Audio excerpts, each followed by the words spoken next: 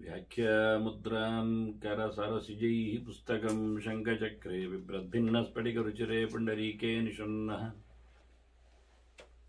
अम्लानश्रीरमृतविशदैरंशभिप्लावयन् मामाविर्भूयादनकमहिमा मानसे वागधीशः। नमस्ते प्राणेश प्रणतविभवायावनिमगाः नमः स्वामिन् रामप्रियतमनमन् गुरुगुण नमस्तुभ्यं भीमप्रबलतम कृष्णेष्ट भगवन् नमः श्रीमन्मध्वप्रदिश सुदर्शन्नो जय जय श्रीगुरुभ्यो नमः। नारायणं सुरगुरुं जगदेकनाथं भक्तप्रियं सकललोकनमस्कृतं च त्रैगुण्यवर्जितमजं विभुमाद्यमीशं वन्दे भवग्रम् अमरासुरसिद्धवन्द्यं नारायणं नमस्कृत्य नरं चैव नरोत्तमं देवीं सरस्वतीं व्यासं ततो जयमुदीरये। ತುಳಸಿ ಸಮೀಕ್ಷೆಯ ಚಿಂತಕರಿಗೆ ವಂದನೆಗಳು. ಎರಡನೆಯ ಪ್ರವಚನ. ತುಳಸಿ ಮಣಿಯಿಂದಲೇ ಮಾಲೆ ಮಾಡಿಕೊಂಡು ಜಪ ಮಾಡಲಿಕ್ಕೆ ಇದೆ ಅನ್ನುವುದರ ಬಗ್ಗೆ ನಿನ್ನೆ ಚಿಂತನೆಯನ್ನು ನಾವು ಕೇಳಿದೆವು. ಮಾಲೆಯ ಬಗ್ಗೆ ಮಾತಾಡುವಾಗಲೇ ತುಳಸಿ ಮಣಿಯ ಮಾಲೆಯೆಡೆಗೆ ಸಾಗುವಂತೆ ಚಿಂತನೆಯನ್ನು ನೀಡಿದ್ದಿದೆ. ಒಂದು ದೃಷ್ಟಿಯಿಂದ ಆತ್ಮ ಸಂಹಿತೆ ಹೇಳುವಾಗ ಲಾ ಮತ್ತು ಮಾ ಎರಡು ಅಕ್ಷರಗಳು ಮಾಲಾದಲ್ಲಿ ಇದೆ. ಮಾ ಅಂದರೆ ನಾನುವೆ, ಮಾಮ್ಮ ಎನ್ನುವ ಅಸ್ಮ ಶಬ್ದದಲ್ಲಿ ದ್ವಿತೀಯಗಳಲ್ಲೆಲ್ಲ ಬರುವಾಗ ನನ್ನನ್ನು ಅಂತ, ನನ್ನನ್ನು ಲಾ ಅಂದರೆ ದಾನ ಮಾಡು ಅಂತ. ದುರ್ಲಭಷ್ಪ್ರಾಪ್ತೋ ಧಾತು ಲಬ್ಧಾತದು, ಲಾ ದಾನೆ ಆದಾನೆ ಧಾತು ಇದೆ.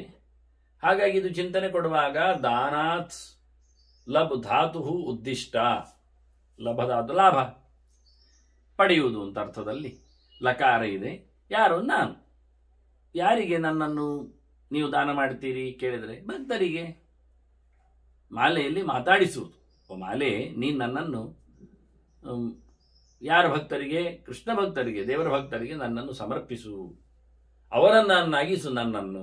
ಅದರಿಂದ ಅವರ ಹಾರೈಕೆಗಳಿಂದಾಗಿ ನಾನು ಭಗವದೆಡೆಗೆ ಸಾಗಲಿಕ್ಕೆ ಬರ್ತದೆ ಎನ್ನುವ ನೆಲೆಯಲ್ಲಿ ದಾನಾತ್ ಲಬ್ಧಾತು ಉದ್ದಿಷ್ಟ ಲಾಸಿ ಮಾಂ ಹರಿವಲ್ಲಭೆ ಅಂದ್ರೆ ಲಾಧಾತುವನ್ನೇ ಅವರು ಆ ಅರ್ಥದಲ್ಲೇ ಬಳಸಿದ್ದಾರೆ. ಲಾದಾನೆ ಅಂತ ಧಾತು, ಲಭಧಾತು ಆದರೆ ಲಭತೆ ಎಲ್ಲ ಆಗುತ್ತೆ ರೂಪಗಳು. ಈ ಲಾತಿ ರೂಪಗಳಾಗುವುದು ಹೀಗೆ. ಲಾಸಿ ಮಾಂ ಹರಿವಲ್ಲಭೆ. ನೋಡಿ, ಮಾಲೆಯನ್ನು ಕರೆದದ್ದು ಹರಿವಲ್ಲಭೆ ಅಂತಲೇ ಕರೆದಿದ್ದಾರೆ. ಪ್ರಸೀದ ತುಳಸಿ ದೇವಿ ಪ್ರಸೀದ ಹರಿವಲ್ಲಭೆ ಶಬ್ದ ಇರೋದು. ಹಾಗಾಗಿ ಭಗವಂತನಲ್ಲಿ ಅತ್ಯಂತ ಪ್ರಿಯವಾದದ್ದು, ತುಂಬ ಇಷ್ಟವಾದದ್ದು. ನಾವು ಮುಂದಿನ ದಿನಗಳಲ್ಲಿ ತುಳಸಿಯ ಕೆಲವು ಇತಿಹಾಸಗಳ ಬಗ್ಗೆ ಮೆಲುಕು ಹಾಕುವಾಗ ಅದನ್ನು ನೋಡಿಕೊಳ್ಳಿಕ್ಕೆ ಬರ್ತದೆ ಹೇಗೆ ಅಂತ. ಇನ್ನು ನಾನು ಪಾಪ್ಯುಲರ್ ಆದ ಕೆಲವು ಶ್ಲೋಕಗಳ ಬಗ್ಗೆ ಚಿಂತನೆಯನ್ನು ಕೊಟ್ಟಿಲ್ಲ. ನೇರ ಈಗ ಜಪ ಮಾಡಲಿದೆ ಕಲಿಯುಗದ ಧರ್ಮದಲ್ಲಿ ಕೃಷ್ಣ ಮಂತ್ರಗಳನ್ನು, ಅದರ ಜೊತೆಯಲ್ಲಿ ಮಾಲೆಯಲ್ಲಿ ಆಗಲಿಕ್ಕೆ ಇದೆ ಅಂತ ಹೇಳಿ, ನಾರಾಯಣ ಜಪ ಮಾಡುವಾಗಲೂ ಮಾಲೆಯಲ್ಲಿ ಆಗಲಿಕ್ಕಿದೆ ಅಂತ ಅದರ ಬಗ್ಗೆ ಪ್ರಮಾಣಗಳನ್ನು ಮುಂದಕ್ಕೆ ಯಾವುದೆಲ್ಲ ಮಂತ್ರಗಳನ್ನು ಬಿಡಬೇಕು ಮಾಡಬೇಕು ಅನ್ನೋದರ ಬಗ್ಗೆ ನಿಧಾನಕ್ಕೆ ನಾವು ಪ್ರಮಾಣಗಳನ್ನು ನೋಡ್ತಾ ಬರುವ ವಿಷಯಕ್ಕೆ. ಹಾಗಾಗಿ ನನ್ನನ್ನು ಭಕ್ತೇಭ್ಯಶ್ಚ ಸಮಸ್ತೇಭ್ಯ ಲಾಸಿ, ನೀನು ಭಕ್ತರಿಗೆ ನನ್ನನ್ನು ಕೊಡ್ತಾ ಇದ್ದಿ, ಇಂಟ್ರೊಡ್ಯೂಸ್ ಮಾಡ್ತಾ ಇದ್ದಿ, ನನ್ನನ್ನು ಭಕ್ತರು ಸ್ವೀಕಾರ ಮಾಡುತ್ತಾರೆ. ಸಹಜವಾಗಿ ಇನ್ನೂ ಮಾತುಗಳಲ್ಲಿ ನಾವು ನೋಡ್ಲಿಕ್ಕಾಗುತ್ತೆ, ಅದನ್ನು ಧಾರಣೆ ಮಾಡದೆ ಒಳ್ಳೆಯ ಕರ್ಮಗಳನ್ನು ಮಾಡುವಂತಿಲ್ಲ. ಜಪ, ಪೂಜೆ, ಆನಂತರ ದಾನ, ಹೋಮ, ಹವನ, ವ್ರತ, ನಿಯಮ, ಊಟ ಅದರಲ್ಲಿ ವಿಶೇಷವಾಗಿ ಅಡುಗೆ ತಯಾರಿಸುವಲ್ಲಿ, ಇಂತಹ ಸಂದರ್ಭಗಳಲ್ಲೆಲ್ಲ ಮಾಲೆ ಇಲ್ಲದವನು ಮಾಡಿದರೆ ಅದು ಅಯೋಗ್ಯ, ಅಭೋಜ್ಯ, ಹೇಯ ಎನ್ನುವ ಮಾತನ್ನೆಲ್ಲ ಉಲ್ಲೇಖ ಮಾಡ್ತಾರೆ. ಹಾಗಾಗಿ ನನ್ನನ್ನು ಭಕ್ತರಿಗೆ ನೀನು ಸಮರ್ಪಿಸುವುದರಿಂದ, ಭಕ್ತರು ನನ್ನನ್ನು ಸ್ವೀಕಾರ ಮಾಡಲು ನಿನ್ನಿಂದ ಆಗುವುದರಿಂದ ಮಾಲೆ ಹಾಕಿದ್ದಾನೆ, ಯೋಗ್ಯ ಇದ್ದಾನೆ, ದೇವರಿಗೆ ಇಷ್ಟ ಆಗ್ತಾನೆ, ಭಕ್ತರಾಗ್ತಾನೆ ಅಂತ ಹೇಳಿ. ಹಾಗಾಗಿ ನಿನ್ನನ್ನು ಮಾಲಾ ಅಂತ ಕರೀತಾರೆ ಅಂತ. ತೇನ ಮಾಲಾ ನಿಗದ್ಯತೆ ಮಾಂ ಲಾಸಿ ಇತಿ ಮಾಲಾ, ನನ್ನನ್ನು ಭಕ್ತರಿಗೆ ಕೊಡ್ತೀಯಾ ಅನ್ನೋ ನೆಲೆಯಲ್ಲಿ ಮಾಲೆಯ ಚಿಂತನೆ ಬಂದಿದೆ ಅಂತ ಹೇಳಿ ಬಹಳ ಸುಂದರವಾಗಿ ಮಾಲೆಯ ಬಗ್ಗೆ ಮಾತಾಡ್ತಾ ಯಾವುದರಿಂದ ನಡೆಸಿಕೊಟ್ಟಾಗ ಮಾಲೆಗೆ, ಇಲ್ಲಂತೂ ತುಳಸಿ ಮಾಲೆಗೆ ನಾನು ವೈಶಿಷ್ಟ್ಯವನ್ನು ಹೇಳಿದ್ದೆ ಹಿಂದಿನ ಕಥೆಯನ್ನು, ಚಿಂತನೆಯನ್ನು, ಅದರ ಗ್ರಡೇಷನ್, ತಾರತಮ್ಯ, ಯಾವುದಕ್ಕೆ ಎಷ್ಟು ಪಾಯಿಂಟ್, ಮಾರ್ಕ್ ಅನ್ನೋದ್ರಿಗೆ ಬೆಲೆ ಏನು, ಮೌಲ್ಯ ಏನು ಅಂತ, ಈಗ ಫಲ ಏನು ಅಂತ ಕೇಳುವ ಅದರ ಬಗ್ಗೆ. ಹಾಗಾಗಿ ನಾನು ಮತ್ತೆ ಇನ್ನೊಮ್ಮೆ ನೋಡಿದಾಗ ಮಾಲೆಗಳ ಬಗ್ಗೆ ಮಾತಾಡಲಿಕ್ಕಿದೆ, ಆಗ ನೋಡಿಕೊಳ್ಳಿಕ್ಕೂ ಆಗತ್ತೆ ಅಂತ. ಸ್ವರ್ಗಾಪವರ್ಗದಂ ರತ್ನಂ ಸುವರ್ಣಂ ವಿಭವಪ್ರದಂ ಅಂತ. ನೀವು ರತ್ನದ ಮಾಲೆಯನ್ನು ಮಾಡಿದರೆ, ರತ್ನಮಾಲೆ ಅಂದರೆ ನವರತ್ನಗಳ ಮಾಲೆ ಅಂತ ನಿನ್ನೆ ಅದನ್ನು ತೋರಿಸಿದ್ದೆ. ಎಲ್ಲ ರತ್ನಗಳು ಬರ್ತಾವೆ, ನವರತ್ನ ಅಂತಲ್ಲ, ಸುಮಾರು ರತ್ನಗಳಿವೆ. ಉಪರತ್ನಗಳು ಸೇರಿಕೊಂಡಾಗ 100 ಬಗೆಯ ರತ್ನಗಳು ಬರ್ತಾವೆ. ಒಂದೇ ಬಗೆಯ ರತ್ನದ್ದು ಮಾಡಬಹುದು, ಮಾಡಬಾರದು ಅಂತಿಲ್ಲ. ಈಗ ಕಾಲಿ ಜಾಯೇ ಧರಿಮಣಿ ನಿಭಂ ಹೇಳಿಕೊಂಡು ಹರಿಣ್ಮಣಿ, ಪಚ್ಚಮಣಿಯ ಹಾಗಿದ್ದಾನೆ ಭಗವಂತ ಕೃಷ್ಣ ಅಂತೇಳಿ ಪಚ್ಚೆ ಮಣಿಗಳಿಂದ ಒಂದೊಮ್ಮೆ ಮಾಲು ಮಾಡೋದಾದಿದ್ರೆ, ತುಳಸಿಗೆ ಇಷ್ಟವಾದಂತಹ ಬಣ್ಣ ಪಚ್ಚೆ. ಹಾಗಾಗಿ ಪಚ್ಚೆ ಸರ ಅಂತಾದರೆ, ಪಚ್ಚಮಣಿಯ ಮಾಡೋದಾಗಿದ್ರೆ, ಜಪ ಮಾಡಲಿಕ್ಕೆ ವ್ಯವಸ್ಥೆ ಮಾಡಿಕೊಳ್ಳುವುದಾದ್ರೆ ಇದನ್ನು ನಾವು ಗಮನಿಸಬಹುದು. ಹೀಗೆ ಅನೇಕ ಆಯಾಮಗಳಿಂದ ರತ್ನದ ಮಾಲೆಗಳನ್ನು ನಡೆಸಿಕೊಟ್ಟಾಗ ಸ್ವರ್ಗ ಅಪವರ್ಗಗಳನ್ನು, ನಿಜವಾಗಿ ಒಳ್ಳೆಯ ಲೋಕಗಳನ್ನು ಪಡೀಲಿಕ್ಕೆ ಆಗ್ತದೆ ಅಂತ ಬಹಳ ವಿಶಿಷ್ಟವಾದಂತಹ ರತ್ನಗಳು. ಅದೇ ಕೆಂಪಿನ ಬಣ್ಣದಲ್ಲಿ ಮಾಡುವುದಾಗಿದ್ದರು ರತ್ನಗಳನ್ನು ಒಂದು ದೃಷ್ಟಿಯಿಂದ ನಡೆಸಿಕೊಡಬಹುದು ನಾವು. ಇನ್ನು ಎಲ್ಲ ರತ್ನಗಳನ್ನು ಒಂದೊಮ್ಮೆ ನೋಡುವುದಾದ್ರೆ ಅನೇಕ ಉಪರತ್ನಗಳು ಬರ್ತವೆ, ನೋಡಲಿಕ್ಕೆ ಸಿಗ್ತವೆ ಅಂತ ಹೇಳಿದೆ. ಅದನ್ನು ನೋಡಿಕೊಳ್ಳುವುದಾಗಿದ್ರೆ ಅನೇಕ ಬಣ್ಣಗಳಿಂದ ತುಂಬಿದ ಬಹಳ ದೊಡ್ಡ ದೊಡ್ಡದಾಗಿರತಕ್ಕಂತಹ ಸಮುದ್ರದಲ್ಲಿ, ಬೆಟ್ಟ ಗುಡ್ಡಗಳಲ್ಲಿ ಪಡೆಯುವ ತೆಗೆಯುವ ಹಾರಗಳಿದ್ದಾಗಿ ಲೆಕ್ಕಾಚಾರದಲ್ಲಿ 10-30 ಮಣಿಗಳಿಂದ ಅಥವಾ ನಕ್ಷತ್ರ ಮಾಲೆಗಳಿಂದ ಮಾಡಿಕೊಂಡು ಉಪಯೋಗಿಸಿಕೊಳ್ಳಲಿಕ್ಕೆ ಬರುವಂತೆ, ಹೀಗೆ ಸ್ವರ್ಗಾಪವರ್ಗದಂ ರತ್ನಂ ಸುವರ್ಣಂ, ಚಿನ್ನದ ಗುಂಡುಗಳಿಂದ, ಅದನ್ನು ನೀವು ಎಲ್ಲಿ ನೋಡುತ್ತೀರಿ, ಚಿನ್ನದ ಗುಂಡುಗಳ ಮಾಲೆಗಳನ್ನು ಸುಮಾರಾಗಿ ಮಹಿಳೆಯರ ಕುತ್ತಿಗೆಗಳಲ್ಲಿ, ಅಲ್ಲಿ ಹೋಗಿ ಜಪ ಮಾಡಬೇಡಿ, ಮತ್ತೆ ನೋಡಲಿಕ್ಕೆ ಬರ್ತದೆ ಅಂತ. ಹಾಗೆ ಸುವರ್ಣ ಖಚಿತವಾದಂತಹ ಗುಂಡುಗಳು ಸುವರ್ಣದಿಂದ ಮಾಡಿದ್ದಕ್ಕೆ ಸಂಪತ್ತನ್ನು ಕೊಡ್ತದೆ. ಅದು ಮುಖ್ಯವಾಗಿ ಅದು ರಾಜರಿಗೆ ಅಂತಲೇ ಹಿಂದೆ ಹೇಳಿದ್ದೆ ಕೊಡುವಂಥದ್ದು. ರಜತಂ ಕೀರ್ತಿ ಧನದಂ, ಸಂಪತ್ತು ಕೊಡ್ತದೆ. ವಿಭವ ಅಂದರೆ ಏಳಿಗೆ ಅಂತ ಅರ್ಥ. ಇಲ್ಲಿ ಕೀರ್ತಿ ಮತ್ತು ದುಡ್ಡು ಕೊಡುವಂಥದ್ದು ಬೆಳ್ಳಿತ್ತು. ಬೆಳ್ಳಿಯ ಗುಂಡುಗಳು ಮಾಡಿದ್ದನ್ನು ಸಾಮಾನ್ಯ ಮಂಟಪಗಳಲ್ಲಿ ನೋಡಬಹುದು ನಾವು. ಮಂಟಪಗಳ, ಬೆಳ್ಳಿಯ ಮಂಟಪಗಳಿದ್ರೆ ಅಕ್ಕಪಕ್ಕದಲ್ಲಿ ಅದರ ದೊಡ್ಡ ದೊಡ್ಡ ಗುಂಡುಗಳ ಸರವನ್ನು ಇಳಿದು ಬಿಡುತ್ತಾರೆ, ಜೋತಾಡಿಸ್ತಾರೆ. ಹಾಗೆ ಬಂಗಾರ ಮಂಟಪಗಳಲ್ಲಿ ಮಾಡುತ್ತಾರೆ ಗುಂಡುಗಳನ್ನು. ಹಾಗೆ ಬೆಳ್ಳಿಯ ಗುಂಡುಗಳಲ್ಲಿ ನೋಡಲಿಕ್ಕೆ ಬರ್ತದೆ, ಬಹಳ ಚಂದವಾಗಿರುತ್ತವೆ. ಅದನ್ನು ಗಮನಿಸಬಹುದು. ಇದು ಹೆಚ್ಚಾಗಿ ರಾಜಸ್ಥಾನಗಳಲ್ಲೆಲ್ಲ ಬೆಳ್ಳಿ ಆಭರಣಗಳು ಮಾಡುವಲ್ಲಿ ಅದನ್ನು ಹೆಚ್ಚು ಗಮನಿಸಲಿಕ್ಕೆ ಆಗ್ತದೆ. ಆದರೆ ಅವಳು ಅದನ್ನು ಒಳಗೆ ಬೇರೆ ಲೋಹಗಳಿಂದಲೂ ಗಟ್ಟಿ ಮಾಡಿರ್ತಾರೆ ಕೆಲವೊಮ್ಮೆ, ದೊಡ್ಡ ದೊಡ್ಡ ಆಕಾರ ಮಾಡಬೇಕಾದ್ರೆ. ಅಂತೂ ಖಾಲಿ ಬೆಳ್ಳಿಯ ಸಣ್ಣ ಸಣ್ಣದು ಮಾಡಬಹುದು ಗುಂಡಿನಾಗೆ. ರಜತಂ ಕೀರ್ತಿ ಧನತಂ ತಾಮ್ರಂ ಶಾಂತಿಕರಂ ಬೇಕು. ಹೀಗೆ ತಾಮ್ರದ ಗುಂಡು ಮಾಡಲಿಕ್ಕೆ ಆಗ್ತದೆ. ಅದು ನಮಗೆ ಶಾಂತಿಯನ್ನು ಕೊಡ್ತದೆ, ಸಮಾಧಾನವನ್ನು ಕೊಡ್ತದೆ, ನೆಮ್ಮದಿಯನ್ನು ಕೊಡ್ತದೆ ಅಂತ ನಾನು ಇವತ್ತಿನವರೆಗೆ ಎಲ್ಲಿಯೂ ಸಹ ನಮೂನೆಯ ತಾಮ್ರದ ಗುಂಡು ಮಾಡಿದ್ದನ್ನು ಗಮನಿಸಲಿಲ್ಲ. ಅಂದರೆ ಹಳೆಯ ಕಾಲದಲ್ಲಿ ಮಾಡಿದ್ದನ್ನು ಇವತ್ತು ನಾವು ಹುಡುಕ್ಲಿಕ್ಕೆ ಆಗ್ತಾ ಇಲ್ಲ, ಸಿಗ್ತಾ ಇಲ್ಲ. ಇನ್ನೆಲ್ಲಿಯೋ ಮ್ಯೂಸಿಯಂಗಳಲ್ಲಿ ನೋಡಬಹುದು. ನೋಡಿ, ಶ್ಲೋಕ ಇದೆ, ಪ್ರಮಾಣ ಇದೆ, ವ್ಯವಸ್ಥೆ ಇದೆ. ಆದ್ದರಿಂದ ನಮಗೆ ಇವತ್ತು ಶಾಂತಿ ಇಲ್ಲ ಕಾರಣ ನಾವು ಬೆಳ್ಳಿ ಬಂಗಾರಕ್ಕೆ ಹೋಗಿ ತಾಮ್ರದ ಗುಂಡು ಮಾಡಿಕೊಂಡು ಮಾಡುವ ನೆಲೆಯಲ್ಲಿ ತಾಮ್ರದ ಮುಚ್ಚಳ ಹಾಕ್ತಾರೆ, ಹಿತ್ತಾಳೆ ಮುಚ್ಚಳ ಹಾಕ್ತಾರೆ. ಬೆಳ್ಳಿ ತಾಮ್ರದ್ದು ಸಹ ಅದಕ್ಕೆ ಹೂ ಹಾಕ್ತಾರೆ. ಮುಚ್ಚಳ ಅಂದ್ರೆ ಹೂ, ಮಣಿಗಳು ಹಾಳಾಗದಂತೆ ಅಂತ ಹೇಳಿಕೊಂಡು. ಆದರೆ ತಾಮ್ರದ್ದೇ ಗುಂಡು ಮಾಡುವ, ಬಂಗಾರದ ಗುಂಡಿನಾಗೆ ತಾಮ್ರದಲ್ಲಿ ಮಾಡಲಿಕ್ಕೆ ಉಂಟು. ಎಂತಹ ಕೆಲಸ ನೋಡಿ ಲೋಹ ತಜ್ಞರಿಗೆ, ಶಿಲ್ಪಿಗಳಿಗೆ.